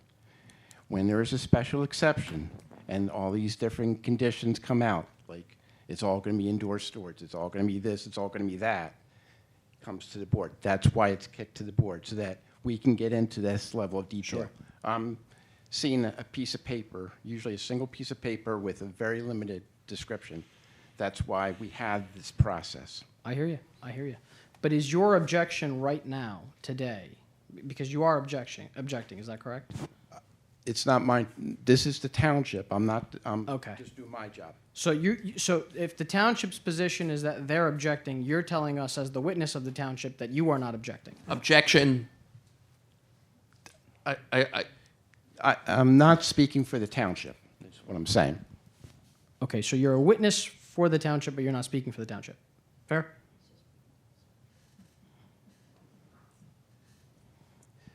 The township is questioning me just like you are. Exactly, but let me follow up on that. and I want to go back to the special exception. Do you, when you read uses by special exception, any use of the same general character, can you sit there and tell us whether or not, as Mr. Benjamini has described the property, as he's described his use, storing vehicles, et cetera, whether that's within the same general character of what's being articulated in these permitted uses here? That is for the board to decide. Okay, fair enough. I want to jump to that, the few questions that you answered about a particular variance. Sir, you and I can agree from the get-go that if it was a permitted use, if it was something that, you know, it was explicitly mentioned, auto sales facility, we wouldn't even need to apply for a variance, correct? Right, if it was a permitted use. yes. Exactly. If it said auto sales facility directly, we wouldn't have even had to apply for a variance. Other than the 600-foot. Oh, I'm sorry, I'm misunderstanding. Yes, you're correct. Yes. Okay, there we go. Okay. You talked a little bit about some of the hardships of this particular property. I mean, you could agree with me that a 42,716 square foot facility, that's a large facility, correct? Yes. Okay, so there are only certain types of businesses that could really operate out of that facility, right? Perhaps. I mean, there's other businesses that are similar size or larger in the industrial park. Yeah, but I mean, you wouldn't open up a bookstore in that particular region, right? In that particular that property. I mean, you're asking me hypotheticals. I mean, So are you saying you can't answer just this question? You wouldn't open up a bookstore? You wouldn't do it? Objection, relevance? Sustained. Okay, let me ask this. Unnecessary hardship. This property boasts 42,716 square feet sitting on Trooper Road. Do you think that its size and it's the sheer magnitude of the property can lend itself to be an unnecessary hardship for someone who's trying to develop on the property? Objection, relevance? This goes to one of the elements of use variance. It's certainly relevant.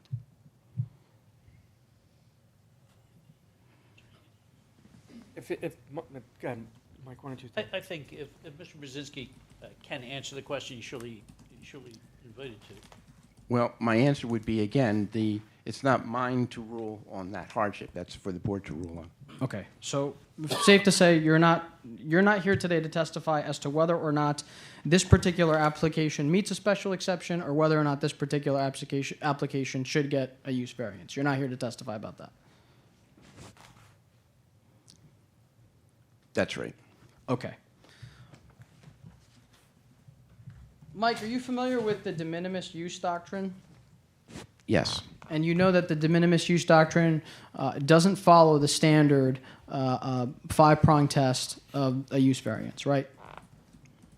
Objection, this sounds like legal argument. Be better to be made in closing. Yeah, Mr. Chairman, I think it's calling for a legal conclusion. I would sustain the objection. Sustained. Fair enough. But let me ask this. You can't make an opinion on whether or not this is a de minimis use either, right? That's correct. So you can't make an opinion on whether or not this is a special exception, right? Correct. Can't make an opinion on a variance. Correct. Can't make an opinion on de minimis use. Correct. You can't offer any conclusion as to whether or not this application passes any of the tests, right? That's correct. Okay, nothing further. Okay, thank you. I have some brief redirect, very brief. Mike, going to the types of uses and retail sales that was pointed out, could you read that for me in its entirety? From the table? Yes, where it says retail sales, and then that.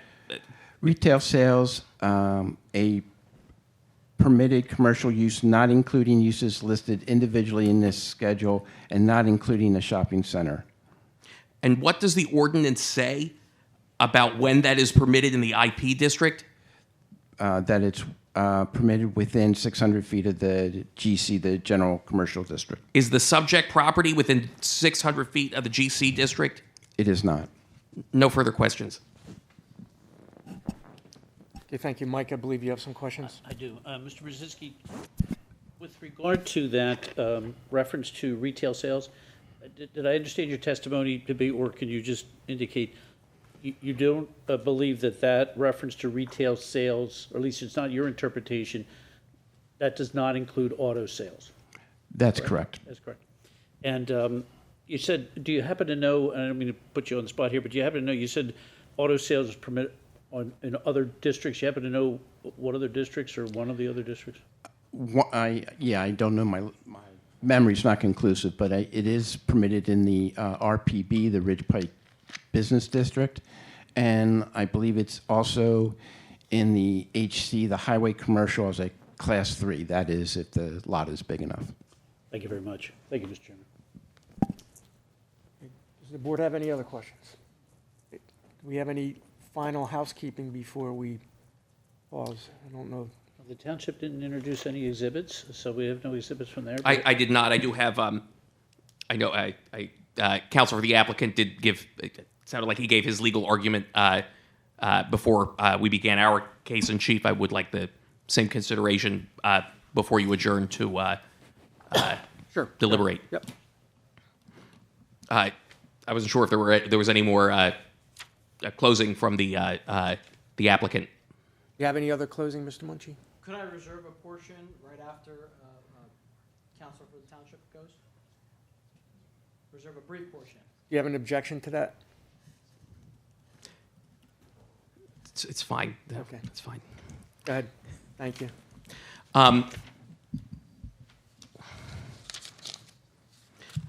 It sounds like Mr. Benjamini has a very interesting business, very accomplished young man, but this isn't a business pitch.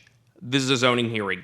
The applicant here is asking for extraordinary relief, both a special exception and a use variance. Law is very clear that burden rests solely with the applicant unless they meet every element of the applicable standards. The board must deny the request. There's an old adage in zoning regarding special exceptions, and that it is neither special nor an exception. That is, that the special exception is not a waiver of the zoning ordinance, but rather a use that is already contemplated and expressly provided for by the ordinance under specific predefined conditions. And there's none for this proposed use. A special exception is simply not available. When you read the plain text of section 136C, where it says, any use of the same general character as any of the above, when such use is authorized, right? It's not authorized to open an auto sales facility in this zoning district. A special exception is not available. The only relief available to the applicant is that of a use variance. And even still, the applicant did not meet their burden, very high burden, for that of a use variance. It's when the zoning restriction inflicts such an unnecessary hardship on the applicant, right, that there's no that there are unique physical circumstances or conditions peculiar to the property, that because of these circumstances or conditions, there's no possibility the property can be developed in conformity with the zoning ordinance, that the applicant did not create the unnecessary hardship, the variance, if granted, would not alter the essential character of the area, and that the variance, if granted, would represent the least modification possible to the regulation at issue. The applicant has not demonstrated any unnecessary hardship unique to this property that would justify the relief. The hardship is entirely self-created. He wants to buy the place. No one's forcing him to buy the place. At most, this reflects a desire for convenience or profitability and not the kind of hardship contemplated by zoning law. The applicant listed that the use of this property, and even his own testimony, stated this property could be used for a permitted use. Therefore, granting a variance goes beyond the least modification possible to the zoning ordinance. And granting the variance would alter the essential character of the district and undermine the township's zoning plan. So, for all these reasons, the township respectfully requests that the zoning board deny both the special exception and the variance. Thank you. Thank you. Mr. Muncy? Very briefly. First and foremost, thank you folks so much for your time and for hearing this application tonight. I know it's been a while, so I'll try to be brief here. A few points just off the get-go here. Opposing counsel just referenced section 136, but doesn't finish reading that section. And it very clearly says that it is authorized by the zoning hearing board, and that's why we're here. And certainly, the reality of the situation is, when you read that particular portion, see, this is of the same general use of what the IP district already has. You have a body shop just a few feet down from where this particular auto sales facility wants to open. And we heard from Mike Merzinski, who's the township's witness, that could be a similar and same general character use. So the truth here is, certainly a special exception is available because the rule specifically allows for that. It's the same general character, same general vicinity. We're talking about a storage facility, for instance, would be allowed, a self-serve storage facility. And we heard Joey Benjamini talk about how he wants to store these vehicles and, of course, sell them, but certainly not operating as a traditional car dealership. And now I want to change pace here and talk about the use variance, because opposing counsel just said that, we haven't really satisfied our burden, and that's simply not true.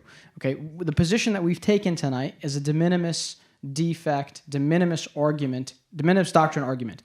So when he's talking about these 5 standard prongs, that's not what the de minimis argument asks us to ascertain. We're not even looking at the 5 prongs when we're talking about the de minimis doctrine, and that argument went particularly unanswered by the other side tonight.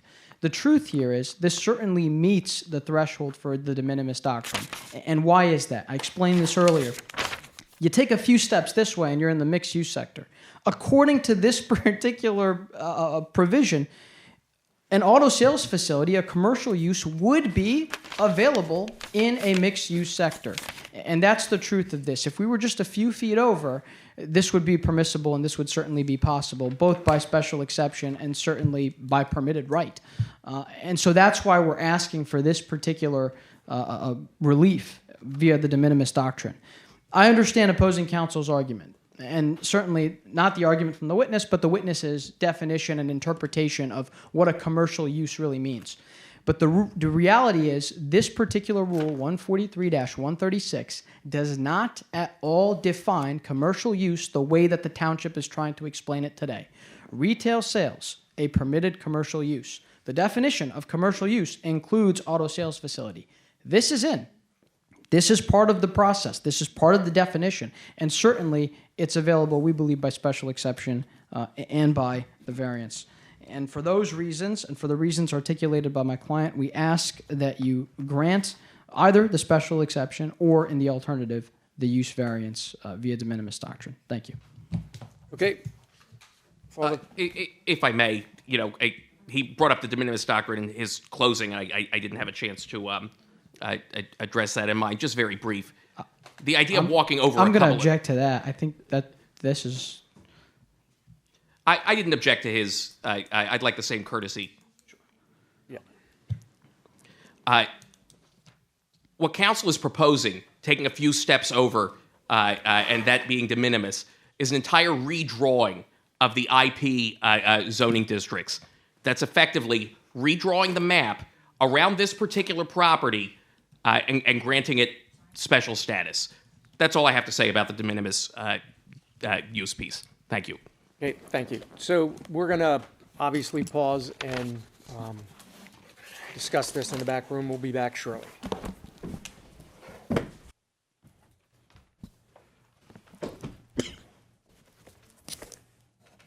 Okay, we are back, and Mark, I believe you have a motion for us. Yes.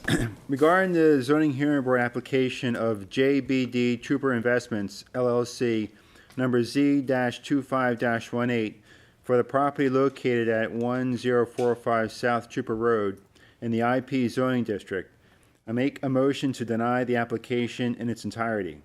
Do I have a second? Do I have a I'll second. All those in favor? Aye. Opposed? Aye. Okay, so the motion to deny carries 3-1. So sorry, thank you for your time tonight.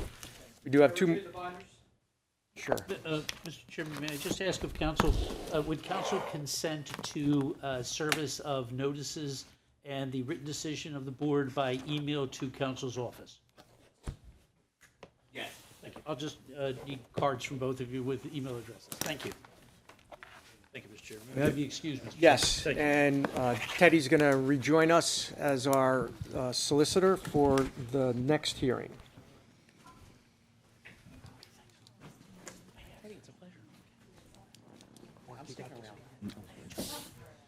Thank you.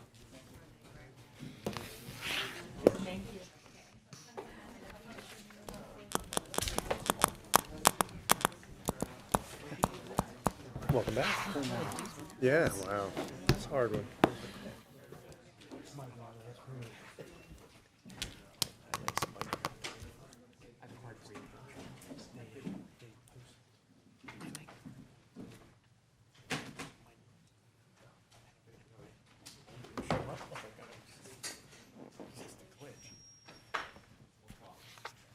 Okay, we have, the next hearing is going to be read for us by Mark.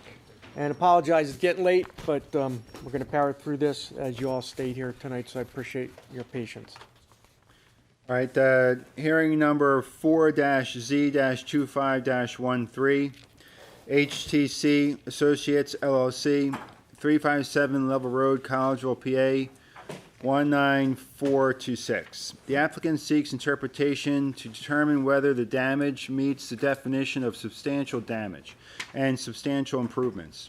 The applicant also seeks determination if the building meets the definition of a non-conforming use under the terms of the Floodplain Conservation District 143-188, together with any other relief deemed necessary or appropriate by the board. The parcel ID of the subject property is 43-00-00580-00-7. The subject property is located at 3616 Acrola Road and is in the R2 Residential Zoning District. This matter was continued from July 24th, 2025. Thank you, Mark. Mr. Duffy. Good morning, or good afternoon. It just seems like morning. Morning. Well, good afternoon, or good evening. My name is Patrick Duffy. I represent HTC Associates. In our application, I have packets to hand out. And while Mr. Duffy does that, Lauren Gallagher on behalf of the township will be asserting its party status rights this evening. Thank you.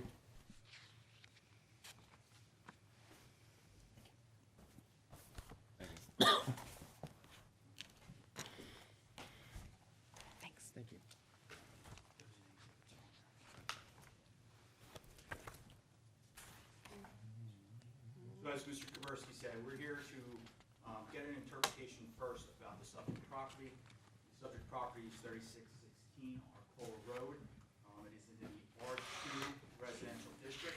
It is also in a floodplain, an FA floodplain. It is right across the street from and abuts the Arcola Road Bridge. You've probably seen it. It's a little A-frame. The building itself is only 400 square feet. It was built in 1936, so it's been there for almost 90 years. The property was damaged back in Hurricane Ida in September of 2021. It's seen no structural damage. Some things got wet and got ripped out. We're looking to restore the property to its previous pre-flood condition. We're not looking to expand the envelope at all. We're not looking to build onto it or in any way increase the footprint.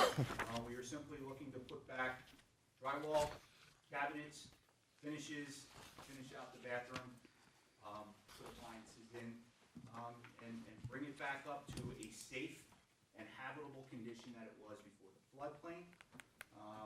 My understanding is the township has made an interpretation through the zoning officer that the building sustained substantial damage as defined by FEMA, which is 50% of the pre-market, pre-flood value. We tried to get an appointment with the zoning officer and with the township, staff solicitor meeting, we've been turned down, and we've not actually gotten a formal response to our request to detail why they believe it was substantial damage. So we're here looking for that interpretation and what they base that that on, because if it was not substantially damaged, and we don't believe that we need any relief, to put the property back into the pre-flood condition, and make it habitable and safe again. And if I may, I do have a threshold matter for the board's consideration before we get to the presentation of evidence this evening. As Mr. Duffy indicated, one of the primary things that's being asked of the board this evening is whether or not there was substantial damage to this property and whether or not substantial improvements are necessary in order to repair the property following the flood. In November of 2021, Mr. Mrzinski, as the floodplain administrator, did issue a written opinion regarding the substantial improvements necessary. There was no timely appeal of that opinion by the then property owner. There has been no timely appeal from any property owner of that opinion. It is therefore binding and stays with the property and goes into chain of title. Therefore, the township would submit that it is inappropriate for the zoning hearing board lacks jurisdiction to consider whether or not there is substantial damage or whether substantial improvements are necessary, and the only thing properly before this board this evening is a variance from the section cited in the application. So I would make a motion to quash the request for an interpretation this evening. Mr. Duffy, do you have anything to say to that? Sure, I mean, to that fact, my client made settlement on the property in April of this year, bought the property, submitted an application or submitted correspondence, submitted evidence regarding the condition of the house, submitted a scope of work with valuations of the property. We understand that Mr. Mrzinski may have spoken with a prior owner. Your Honors, or the board, however, we still believe that we're entitled to an interpretation of the zoning ordinance, since we're now the title deeded owners of the property. We're looking for relief, and we're asking for an interpretation as to whether it's substantial damage. Certainly, I don't believe that Mr. Mrzinski has any construction experience. There was no estimates provided. There was no expert reports that we've seen from the township, so we can understand exactly what they're basing it on. And as you move forward with our requested relief, you still have to address the issue of substantial damage to see whether or not we're below the 50% and what would need to be repaired or replaced and what floodproofing, including possibly raising the building 3 feet off of its foundation, is required. The floodplain conservation district requires that if it meets substantial damage definition, that the building needs to be raised above the 100-year base flood elevation, which would amount for this building to be about 3 feet. So the township still has to determine and has to tell us what their substantial damage calculation amounts to, and we're entitled to that interpretation to even move forward on any level. If I may? Yes. May I approach?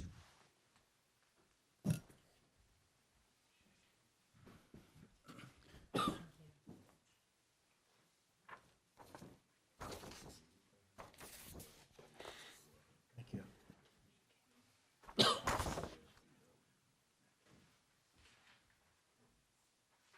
So what I've just handed up to the board is the November 2021 determination from Mr. Mrzinski as the floodplain administrator.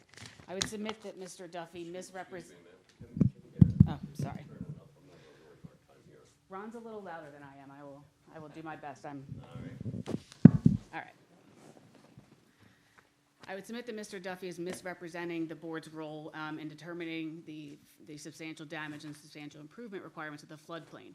Once that threshold question is answered, yes, there are substantial damages, or yes, substantial improvements are needed, the question then becomes whether or not it needs to be raised out of the floodplain. The degree of substantial damage, the degree of substantial improvements is irrelevant once that determination is made. If there is substantial damage, or if there is substantial improvements needed, it must be raised at the floodplain or floodproofed, or a variance must be obtained. The regulations are very clear. And in chapter 86 at section, chapter 86, section 810, Mr. Brzezinski's determination in that letter should have been appealed within 30 days. Municipalities planning code is crystal clear on that. It runs with the land.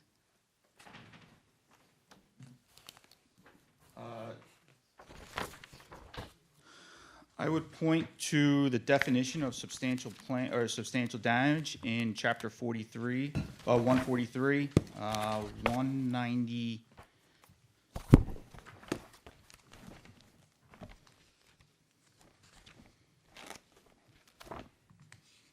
191, standards for new or improved structures. Oh, I'm sorry, hold on.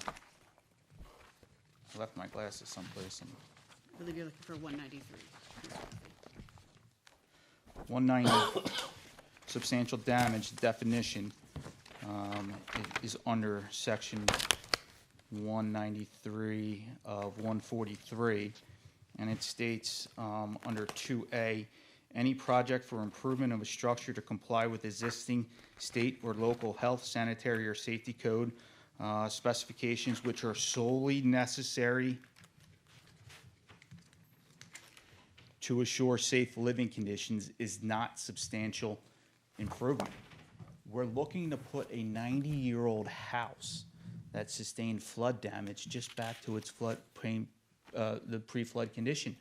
We're just looking to put some drywall, some trim work, some new cabinetries, and for some reason the township would rather have it sit in its current state of non-use, and it's not safe. I don't quite understand it. So based on that definition alone, the Commonwealth or the township needs to prove that there was substantial damage to it.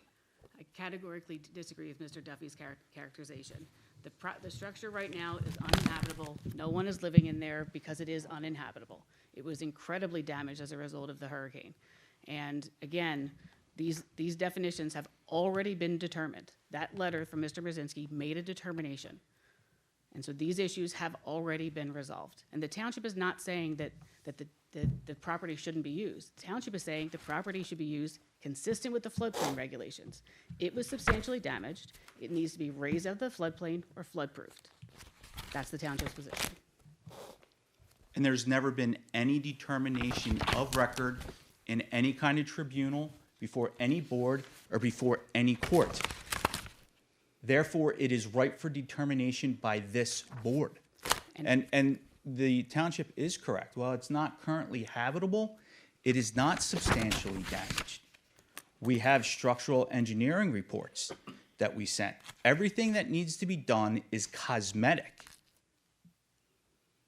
Okay, so but what do we do with the certificate or the notice of substantial improvement determination that was made in 2021 that was not appealed?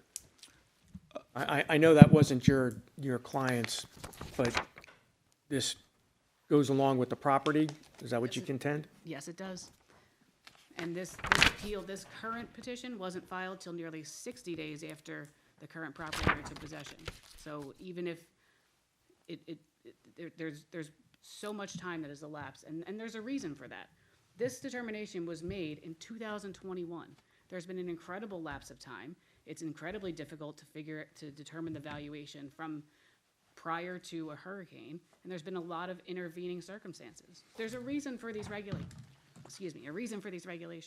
If I may approach, in January of 2022, Mr. Brzezinski also altered a memorandum stating that he wasn't sure even which sections to apply. Neighboring townships were allowing damaged properties to simply rebuild, and that he wasn't even sure about substantial damage, and he had nothing to base it on. And again, no appeal was filed until this time last year. There was a petition from the prior property owner raising the exact same issues. The property was posted, the neighbor notifications went out. Mr. Gambone was a recipient of one of those notifications. He knew about this. This is not new information, Mr. Gambone, when he purchased the property. And what Upper Providence is doing is irrelevant. This property was substantially damaged by Hurricane Ida.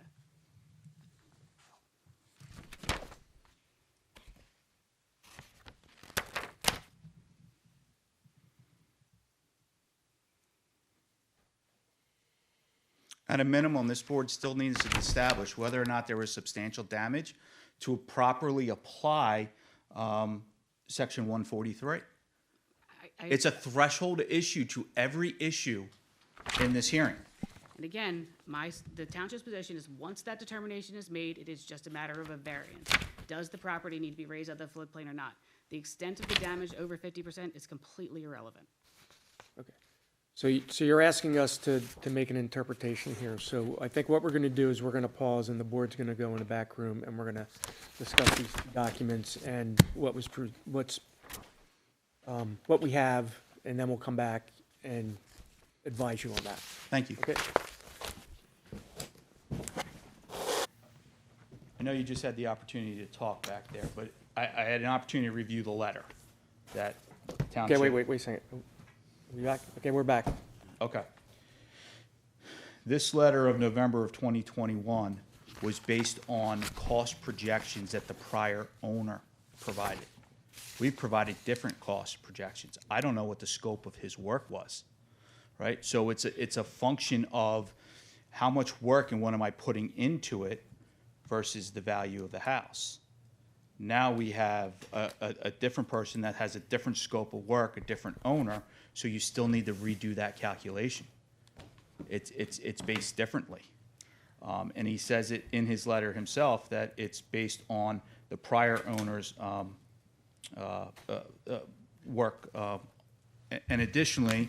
Okay, well, before we go any further, I would like to address the motion that council for township made. Well, So- I have one more point to that motion.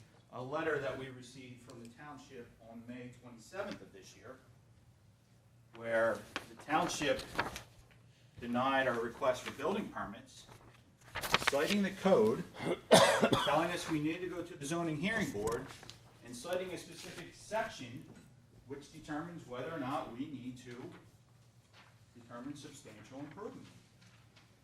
And then the particular relief. So the township can't have it both ways. The township can't tell us, here tonight when we're ready to, discuss the issue of substantial improvement, that's already been decided when they sent us a letter saying you need to go to the zoning hearing board to determine that. Okay, so the board with our solicitor did meet. We discussed the motion to quash the testimony, and we're not going to uphold that motion. So we would like to hear the testimony and, proceed with the variance request. And I certainly have 4 witnesses to put on tonight.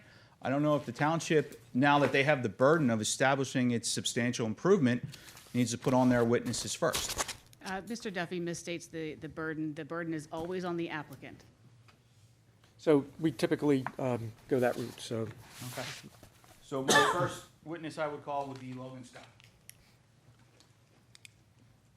Let me swear you in. Some swear testimony about the case, the truth, the whole truth, and nothing but the truth, so help you God. Stating and so help you God. Logan Scott, S-C-O-T-T. Ms. Scott, good evening. Can you give the board your background, please? So my degree comes from Thomas Jefferson University. Thanks, Tim.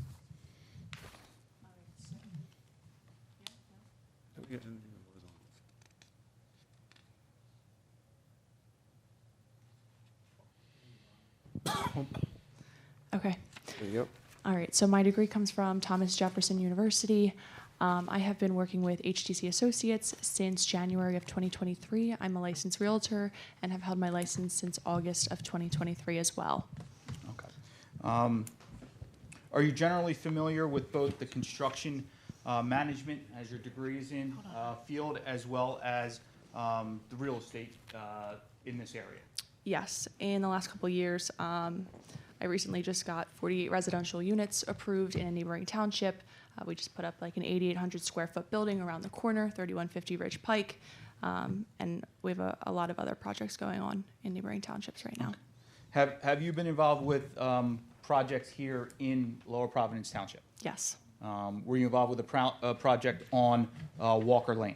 Yes. What was that project? It was a single-family home that we renovated, 3119 Walker Lane, and we sold it in June of 2023. Okay. And what renovations did you do to that property? I'm going to object to relevance, and I've also, I would ask for an offer of proof for this witness. I'm not understanding what she's being qualified for or what she's testified. It seems like she's being offered as an expert, but I'm not sure an expert in what. Well, Ms. Scott is an expert in construction management as well as real estate. She's giving an offer of proof or talking about other projects she has with respect to cost per square foot of certain improvements that they're capable of doing in their company and that she has done, projects here in the township. And she is going to be offered as an expert in both construction management and real estate. And she's going to talk about the project at 3616 Arcola Road. Any objections? Good? Good, we're good. And I'm sorry, I have questions on Ms. Scott's qualifications. Okay. Are you a licensed real estate agent? Well, Yes. I haven't finished my voir dire yet. I'm I'm sorry, I getting thought- to that. thought you were. She was talking about And- individual Okay, properties. can we so- just let Mr. Duffy finish and then I'll And I let you? will offer her as an expert, at which time I believe the township can question her. Okay, thank you. So, Ms. Scott, you have a degree in construction management from Thomas Jefferson University? Yes. All right. You have a Pennsylvania real estate license? Yes. You've been working for the last several years in both capacity as a licensed realtor here in Pennsylvania, as well as doing various construction projects here in Pennsylvania? Yes. And that includes Lower Providence Township? Correct. Okay, and that is with residential as well as commercial? Correct. All right. I would offer Ms. Scott as an expert in construction management as well as in real estate. Okay, questions? I do have questions. Ms. Scott, your experience indicates that since 2023 to the present, you work for HTC Associates, is that correct? Correct. And that is the applicant in tonight's hearing, correct? Correct. And that's the owner of the property we're discussing, correct? Correct. And how long have you had your real estate license? Since August of 2023. So you were already working for HTC Associates when you obtained that license? Correct.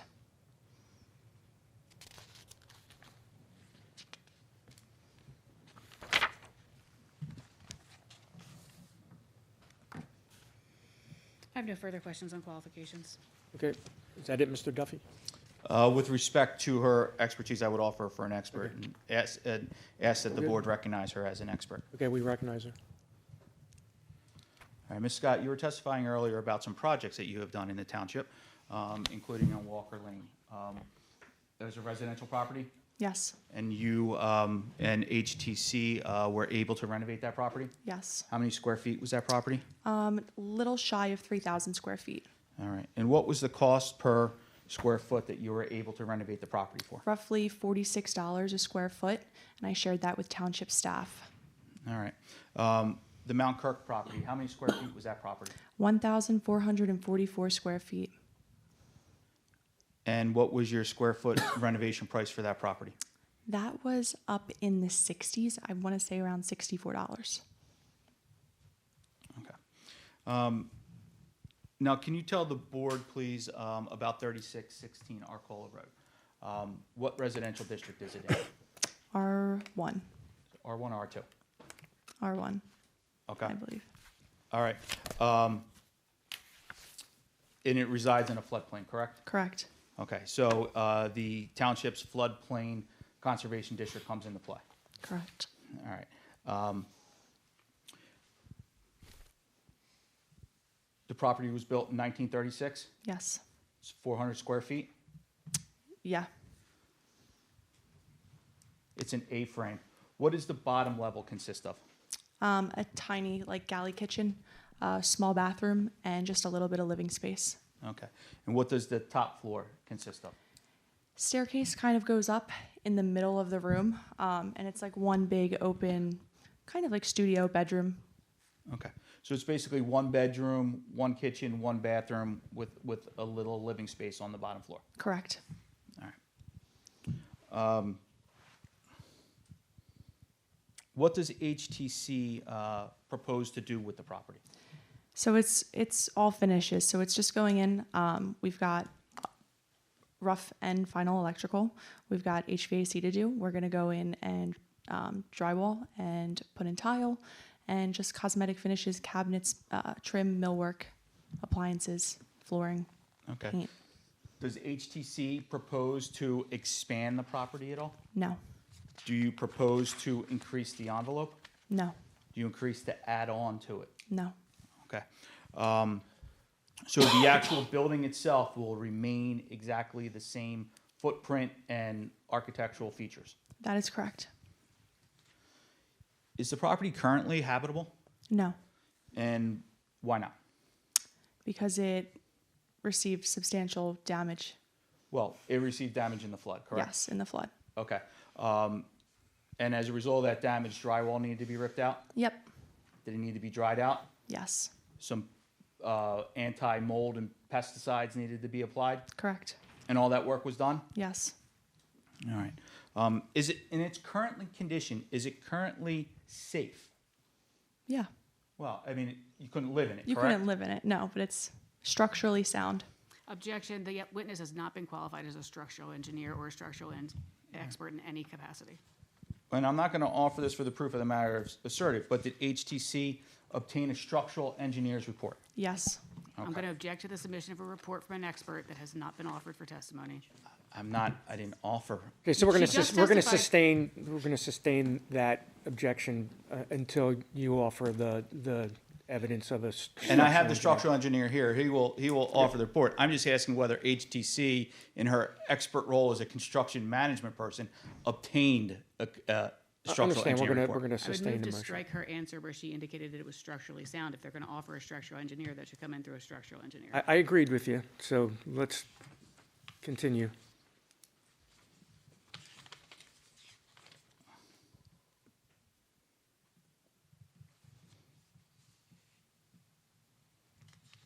Okay.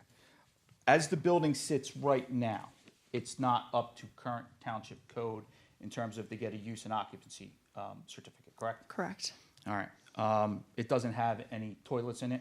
Correct. Okay. It doesn't have running water right now? Correct. It's connected to public sewers, however, correct? Yes. And it does have a well? Yes. Okay. But as it is right now, it's not sanitary? Correct. Okay. And the property needs to be restored to ensure safe living conditions? Yes.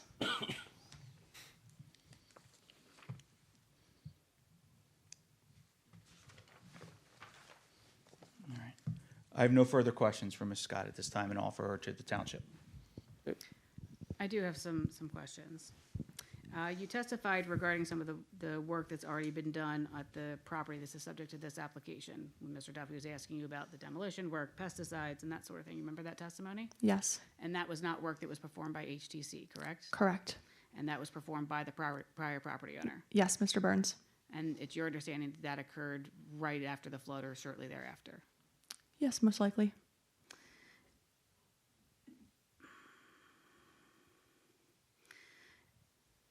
And the properties that you testified about on Walker Lane and Mount Kirk Avenue, those were properties that were owned by HTC when those renovations were done? Correct.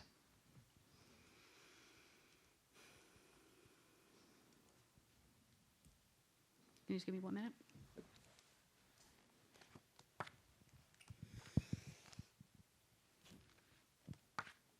I don't have any other questions for this witness. If I may, I just have one brief question. Ms. Scott, HTC owned the property outright? Yes. No mortgage on the property? Correct. So it doesn't require flood insurance, does not have any mortgage on it? Correct. Objection, relevance. It's also- Sorry, say it again? It's also outside the scope of my cross-examination. Yeah, so are you still going with your That was my, examination? the nature of my objection. My cross-examination was done. Okay. I'm I have good. no further questions. Okay, and I'm good. Okay, thank you, Ms. Scott.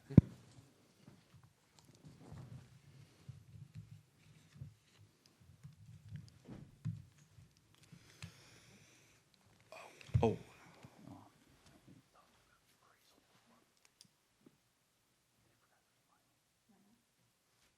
I have an area of inquiry I forgot to talk to Ms. Scott about. It's late, so. Okay, well then we'll allow township counsel Cross-examination. for cross-examination. And we sort of got off track. I handed up a packet The packet has 8 exhibits. I would ask for the admission of all 8 exhibits pending verification from the various experts. As we go through them, we'll make sure that township doesn't object to the All right. submittal. Ms. Scott, turning your attention to Exhibit 2.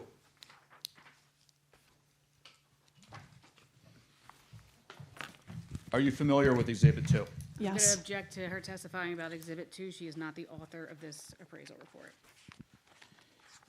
What's your question going to be, Mr. Duffy? What the, did she get an appraisal and what the appraised value came back at? That's standard.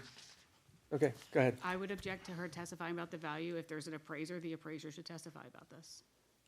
If she wants to testify that she obtained an appraisal report as the property owner, I have no objection to that. She's a realtor. She's an expert in both construction management and realty. She's able to determine that she got an appraisal, what that appraisal was, and she's able to set her own value as an expert. If she wants to offer her own opinion, that's fine, but testifying to the contents and the conclusion of this report is at the heart of the matter that's in front of the zoning hearing board. The expert that prepared this report should be in front of this board testifying. Okay, so what is it, so we've done this before, and we agreed with the objection, so like, Well, what I'm is it? asking, I can lay some brief foundation. Okay. I'm not going to ask her as to the opinion of the appraiser, but I can ask her whether she got it and did she use that in determining her own opinion. All right. Ms. Scott, in your role as the construction management and realtor and rehabbing this property, did you embark on undertaking determining the value of the property? Yes. All right. Does that include the pre-flood value? Yes. Okay. Did you obtain an appraisal for the property? Yes. Okay. Did you determine your own valuation of the property as an expert in construction management and in real estate? I'm going to Yes. object to her offering this opinion. There's a certification to be an appraiser in the Commonwealth of Pennsylvania. The witness has not indicated that she has that certification. And again, there is an appraiser that authored this report. If that appraiser is here to testify, then that appraiser should be offering that opinion. If that appraiser is not here, then this report is hearsay and should not be admitted. Yeah, we sustained that at the last meeting, so I'm going to sustain that motion. All right. Ms. Scott, did you, you're going to list the property for sale, correct? Right now? Well, once the property is done, you're going to list it for sale, correct? Potentially. All right.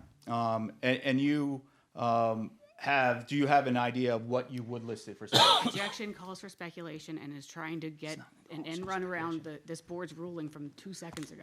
It is not. She's an expert in real estate. She advises clients as to the listing price.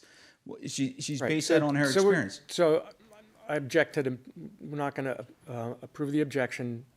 Her opinion on what she's going to list it for is submittable. Okay. Did you develop a number as what you would list it for? When it's When it's complete. completed, No, 325,000. I mean, did you develop a number? Yes. Okay. Did you take into account what the sale price was to Mr. Byrne prior to him buying the property before the flood? Correct. Do you know Yes. what that value was? $157,000, 500. Yeah. Okay. So 157,500 was the last time it sold before the flood, before Mr. Gambone bought it here in 2025. Correct. And that was $157,000. Mm-hmm.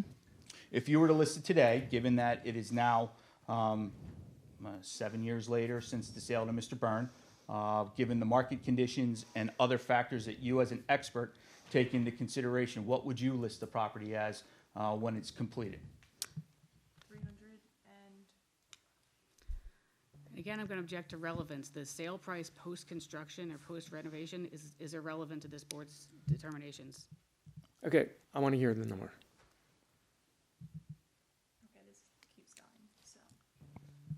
When completed, around $325,000. Okay.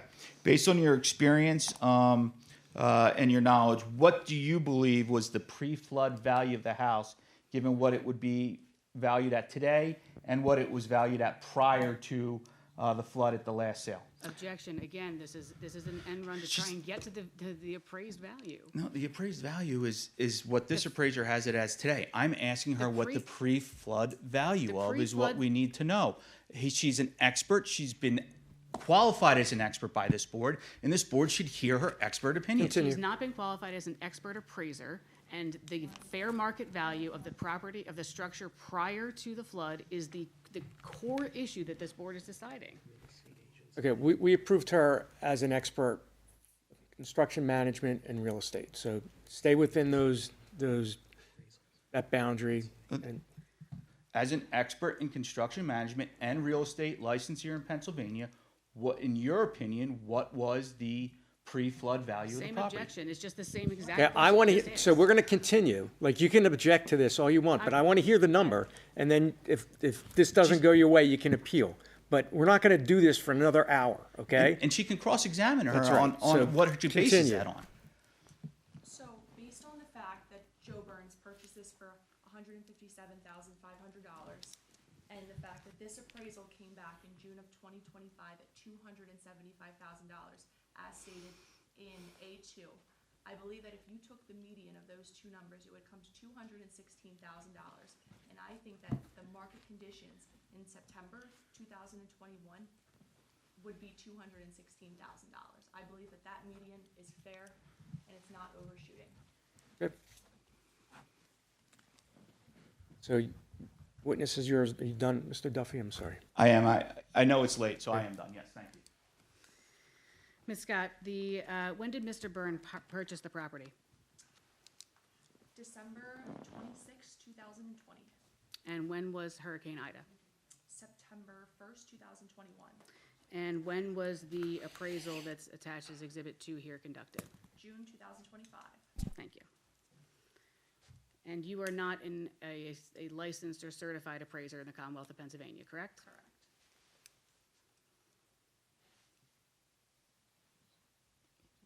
I have nothing further. Real brief, based on that. Ms. Scott, while you're not a certified appraiser, as part of your licensed real estate profession, do you determine fair market values of properties when you sell them and when you give listings? I do. Okay. Are you determining the appraised value or the fair market value at the time prior to the flood? Fair market value at the time prior to the flood. Thank you.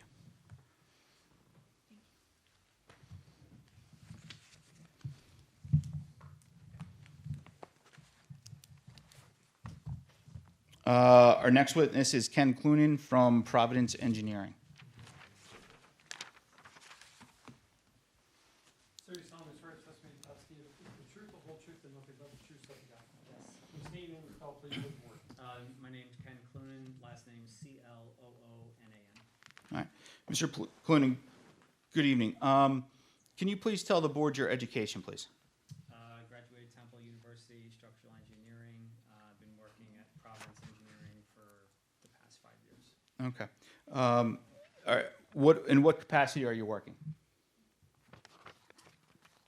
My day-to-day is structural engineering all day. Okay.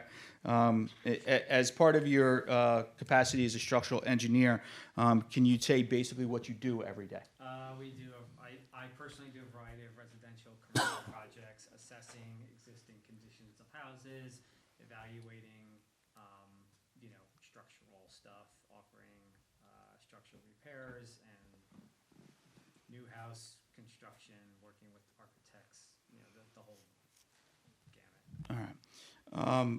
I would offer Mr. Clunin as an expert in structural engineering. Any objection? I don't have any questions for his qualifications, no objection. We're good. Mr. Clunin, did you have the opportunity to go out to 3616 Arcola Road? Yes. Okay. When did you go out to 3616 Arcola Road? Beginning of March this year. Okay. Did you issue a report with respect to your findings? I did. Okay.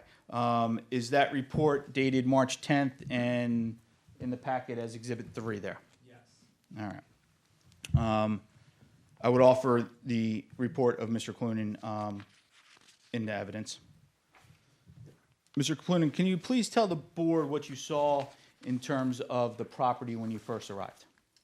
It's a very very small, simple house, masonry construction, foundation is stone, maybe 14, 16-inch flat stone with 8-inch CMU walls, exterior walls, and an infill 2x4 walls on the inside with conventional wood framing, wood framed roof. Okay. I could see everything. You know, there was all the drywall finishes and stuff that had been removed when I was there, so I could see, you know, all the framing and what was going on.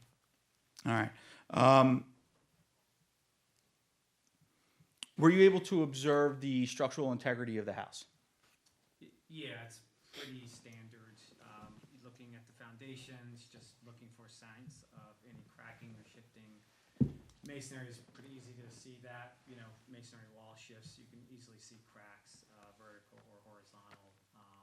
I didn't see any of that. The stone foundation appeared to be in very good condition for the age of the house, and even the wood structural framing is fine. I've been in a lot worse houses. Okay. You said for the age of the house. What is the age of the house? My guess would be 30s, 40s, Okay. 50s, somewhere around there. So if I represented to you that the house was built in 1936, did the construction that you observed lead you to believe that that would be an accurate number? I would say the wood framing is conventional lumber, you know, so that would be about that. It wouldn't be any older than that.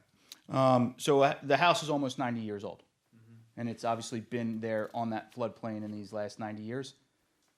So it's seen significant flooding throughout its 90-year history?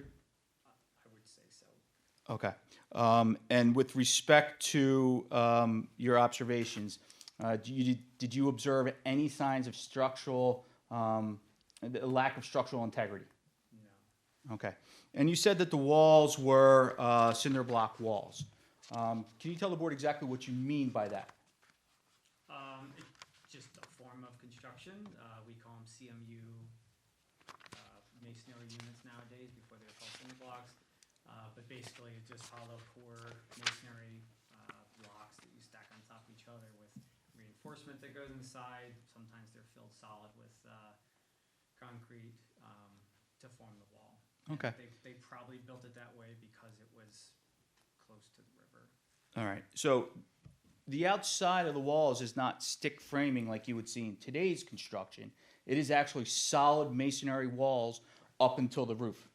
Yeah, solid masonry walls up to the roof. The interior, you would see wood framing because they probably back in the day, they weren't worried about insulation. At some point, it must have been renovated, so they put infill 2x4 walls in there. Would have been my guess why those walls are there. Okay. And the walls interior have spray foam insulation in them? Correct. Okay. Did you observe any evidence of mildew, rot, mold, or any other kind of water damage to the unit? No. When I was there, the house was dry. I didn't see any signs of any wetness or rot. Okay. So I want to draw your attention to Exhibit 7 in the packet.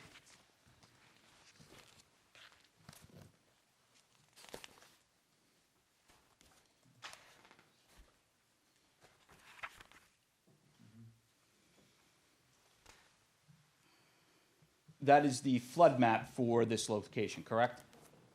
Yes. So the base, the BFE, the base flood elevation for this particular property, the red dot there, is 102.4 feet, correct? All right. I'm going to draw your attention to Exhibit 8.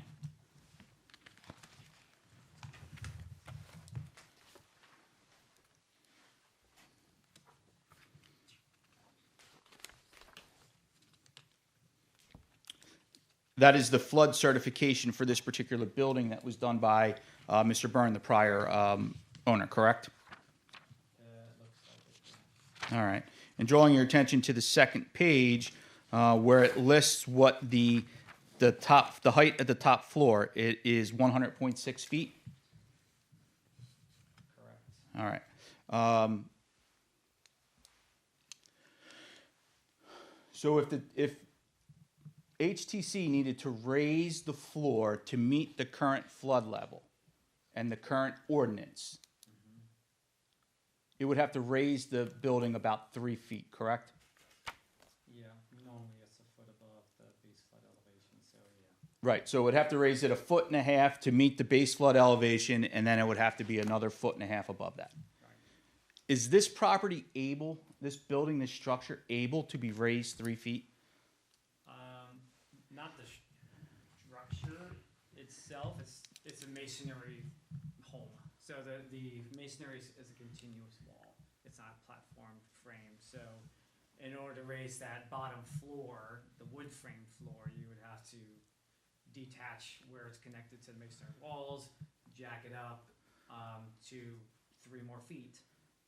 If you did that, And let me stop you there. When you say jack it up, you don't mean put in hydraulic jacks to jack it up. You mean take out the flooring frames and raise them 3 feet. basically a new floor. You got to cut all the floor joists, take the floor out, put a new floor, ledgers, support it.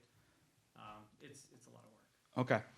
And would that have a ripple effect? Yeah, raising that 3 feet, the existing ceiling height is 8 foot on that level, 7 foot on the level above, is a very high pitched roof, but the level's already 7 foot up there, which is the minimum anyway. So 3 foot would then, you're pretty much gonna lose that upper floor. Okay. So you're not practically able to raise this particular structure 3 feet without ripping out all of the wood that's interior to the home and basically building new. Okay.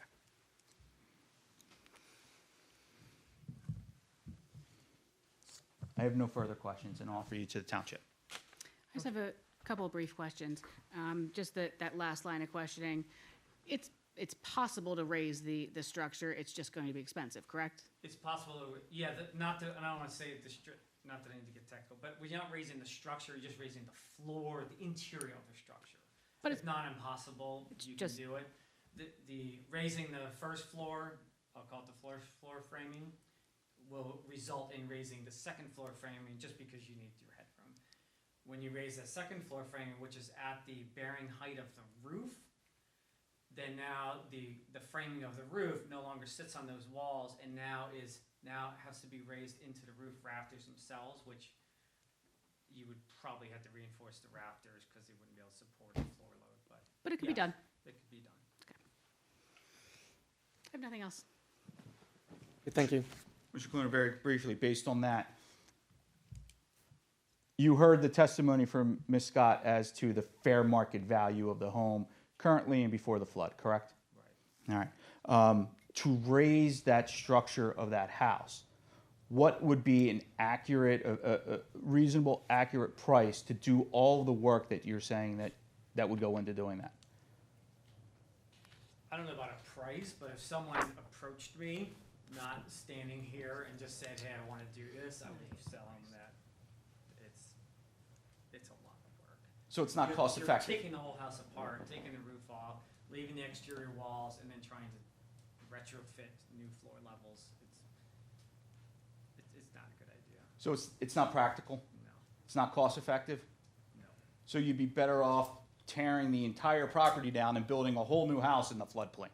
Right. As opposed to trying to save a 90-year-old house and bring it back to its former glory? Right. If it was a wood frame, platform frame house, you could lift it up, put the foundation up higher, kind of like they do around near the Delaware. That's different, but that's not how the house was built. All right, thank you. I have nothing else. All right. My next witness is Johnny Quasme. Oh, I'm sorry, Joe Fabrizio. I was ready. I know you were. Save the best for last. Sir, you solemnly swear the testimony you're about to give is the truth, whole truth, and nothing but the truth, so help you God. I do. Keep stating your name and qualifications for the board. My name is Joe Fabrizio, last name spelled F-A-B-R-I-Z-I-O. Mr. Fabrizio, good evening, thank you for being here. Can you tell the board, please, what is your professional background? I've been a builder since 1978 in my own business, and I am a licensed master plumber since 1992. All right, so you're a licensed master plumber? Yes. Did you have the opportunity at the request of HTC and Ms. Scott to go out to 3616 Arcola Road? Yes. All right. And were you asked to go out there to inspect the plumbing as it currently lies to determine whether or not it was functional? Yes. All right. And you will agree with me that the house has public sewer, sanitation sewer? Yes. All right. And it's got well water? Yes. All right. Did you see a video of the scope of the sewer line? Yes. All right. Is the sewer line sealed? Yes. All right. Is flood water able to get into that sewer line, sanitation sewer line? No. All right. Is there anything in that video you saw of the sewer pipe, any cracks in the pipe? No. All right. Any bends or dips in the pipe? No. Anything wrong with the pitch? No. Okay. With respect to the well water system, can flood water get into that well water system? No. All right. Is it sealed to Yes. outside water? Yes. All right.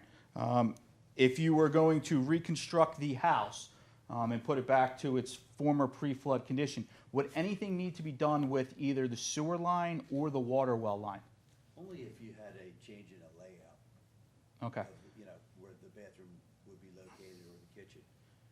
And is your understanding that there is no change in layout contemplated for this? Not that I know of. Okay. So the traps, which would require building permits, they're not being changed? No. They're going back into their original condition? Yeah. Okay. And you're simply connecting to those existing pipes that are already there and you testified are in operable shape? Yes. Did you issue a letter that is at A5? Yes. All right. And did you certify that the drainage and water lines are all in working order and suitable for habitation? Yes. When you were in the premises, was the premises suitable for habitation at that point, back in March? No. Okay. Was it up to code? In the condition it was when you saw it? That the entire property? Not that I know of. Okay. So it needed drywall, it needed other things to bring it up to get an Insulation, occupancy, flooring, electric. to get an occupancy license. Okay. None of the major structure looks fine to me. All right. Objection, move to strike. I would agree with that. Although you did say you were in the building, you've been in the building trade since 1972? Fourth generation. Okay.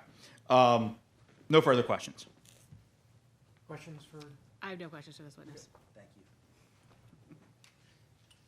Come on, Johnny. Sir, someone sort of testing the outstanding is true, whole truth, and nothing but true, self God. Yes. Statement is called for the board. John Quasmy, QAWASMY. I'm sorry, can you spell that again? QAWASMY.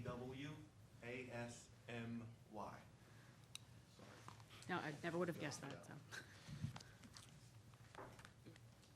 Mr. Quasmy, I want to draw your attention to A5 in the packet in front of you. All right. Can you tell the board what you do for a living?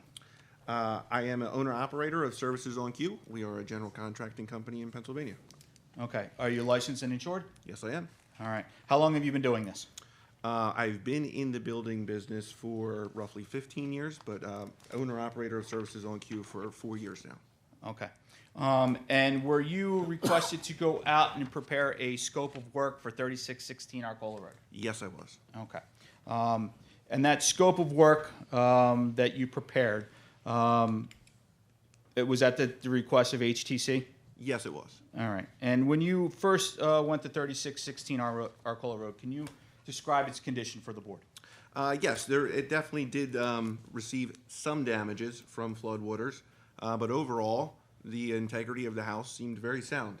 The drywall was down, the electric wires were still up, but the necessary work needed to bring this house back up was nothing out of the scope of work that we're capable of doing. Okay. So what is some of the necessary work that needs to be done to get this house back up to a point where it's habitable and able to have the certificate of occupancy? Electrical work, for sure. All of the Romex wiring inside the house would need to be replaced to be up to code. So the electrical work, fixtures, lighting, things of that nature in the electrical department. Very little plumbing work. The main plumbing, as was already previously stated, is in good working condition. We would just need to reconnect toilets, faucets, sinks, vanities of that nature. For heating and air conditioning, really the property doesn't need anything. It can have electric baseboard heat installed if they wanted to, or the existing home does have a fireplace that is completely working. So for conditioned air, there's not much work that needs to be done. However, I do have in the quote some mini splits, high efficiency ductless mini split systems that could heat and cool the entire home reasonably. And again, the entire property is only 400 square feet, correct? Correct. Yep. So you're actually probably overdoing it by putting in 2 mini splits to condition 400 square feet. Absolutely. All right. It would need new kitchen, new cabinets, new appliances, some flooring work, some painting, and millwork. I did put together a full estimate here in my scope of work. Okay.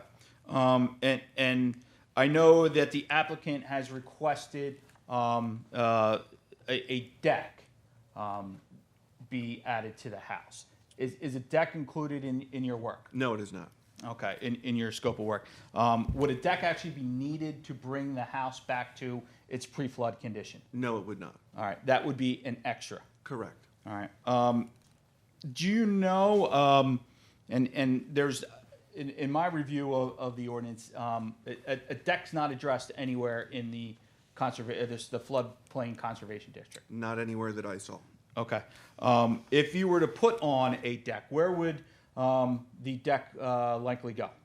Looking at the house from Arcola Road, it would be on the left-hand side of the house. Would that be out of the flow of any water? Yes, it would be. Okay. And what size deck could go on there, considering the setbacks that are in the current code? With a 10-foot setback, there's 24 foot to the closest marking that I know of. I believe you could do a 14 by 20 deck on the side of the house. Okay. And would that deck be up out of the floodplain? To the best of my knowledge, it would be, but I would have to verify that. Okay. And would that deck, would that be cantilevered into the home? Yes. All right. Now, I know we're talking about work that's in the floodplain. Would you take any steps to upgrade the home and do some work to make sure that it is flood-proofed as much as this home can be possibly flood-proof? Absolutely. Okay. Would that include raising the electrical panel out of the floodplain and above the 100-year floodplain? Yes, sir. Okay. Would that be making sure that we're spraying and sealing with any paints, any prior water damage so that no further water could be infiltrated? Absolutely, yeah. We would remediate any damage that we saw while I didn't see any at all and make sure that we future-proof this home for any other issues that could arise. Okay. So you came up with a total estimate of your work, the scope of work that brought it back to the prior floodplain, flood condition, and what was your estimate of labor and costs of repair for you to do this work? $27,700. Okay. Did you also do the work for HTC at Walker Lane and at Mount Kirk? I was involved in a lot of portions of Walker Lane, and I was involved in the majority of Mount Kirk. Okay. So when you're talking about the price estimates per square foot, that's based on your work. Correct. Okay, and your ability to perform. Yes, sir. Okay, and your ability to locate and provide suitable materials. Yes, sir. I have no further questions. Questions? Council? Briefly, yes. So the scope of work that you've provided does not include any of the work that was done by the prior property owner, correct? No. Okay. And the scope of work that you provided does not detail how many electrical outlets, how many plumbing fixtures, how many square feet of flooring, specific appliances, and that sort of thing, correct? No, it does not. And it does not actually state in here about raising the electrical panel, correct? No, it does not. Okay.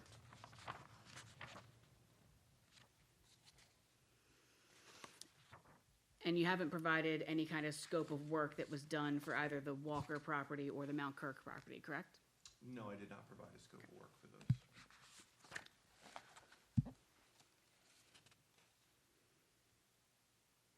And you're not in any way a floodproofing expert, correct? I am not a floodproofing expert, no. I have nothing else. Mr. Quasme, with respect to some of the questions that you were just asked, with respect to work that was done by the prior owner, was any construction done By the prior owner? by the prior owner after the flood? Not that I'm aware of. Okay. Was it all demolition that was done? Correct. All right, so we're taking out wet drywall, we're taking out damaged cabinetry, we're taking out damaged millwork and flooring, and we're throwing it in a dumpster? Correct. Okay. Generally, is demolition work in a 400 square foot home expensive? No. Okay. It's usually the easiest part of the job. All right, you're just basically ripping out and you're throwing it into the dumpster outside? So you're talking some man hours? Correct. Okay, and, Labor and waste, that's all. right, okay. With respect to flood proofing, do you need to be an expert to paint and seal? No, I don't believe so. Okay, no further questions. Okay, do you have any other witnesses, Mr. Duffy? Court, your board's indulgence? Do it after, I guess.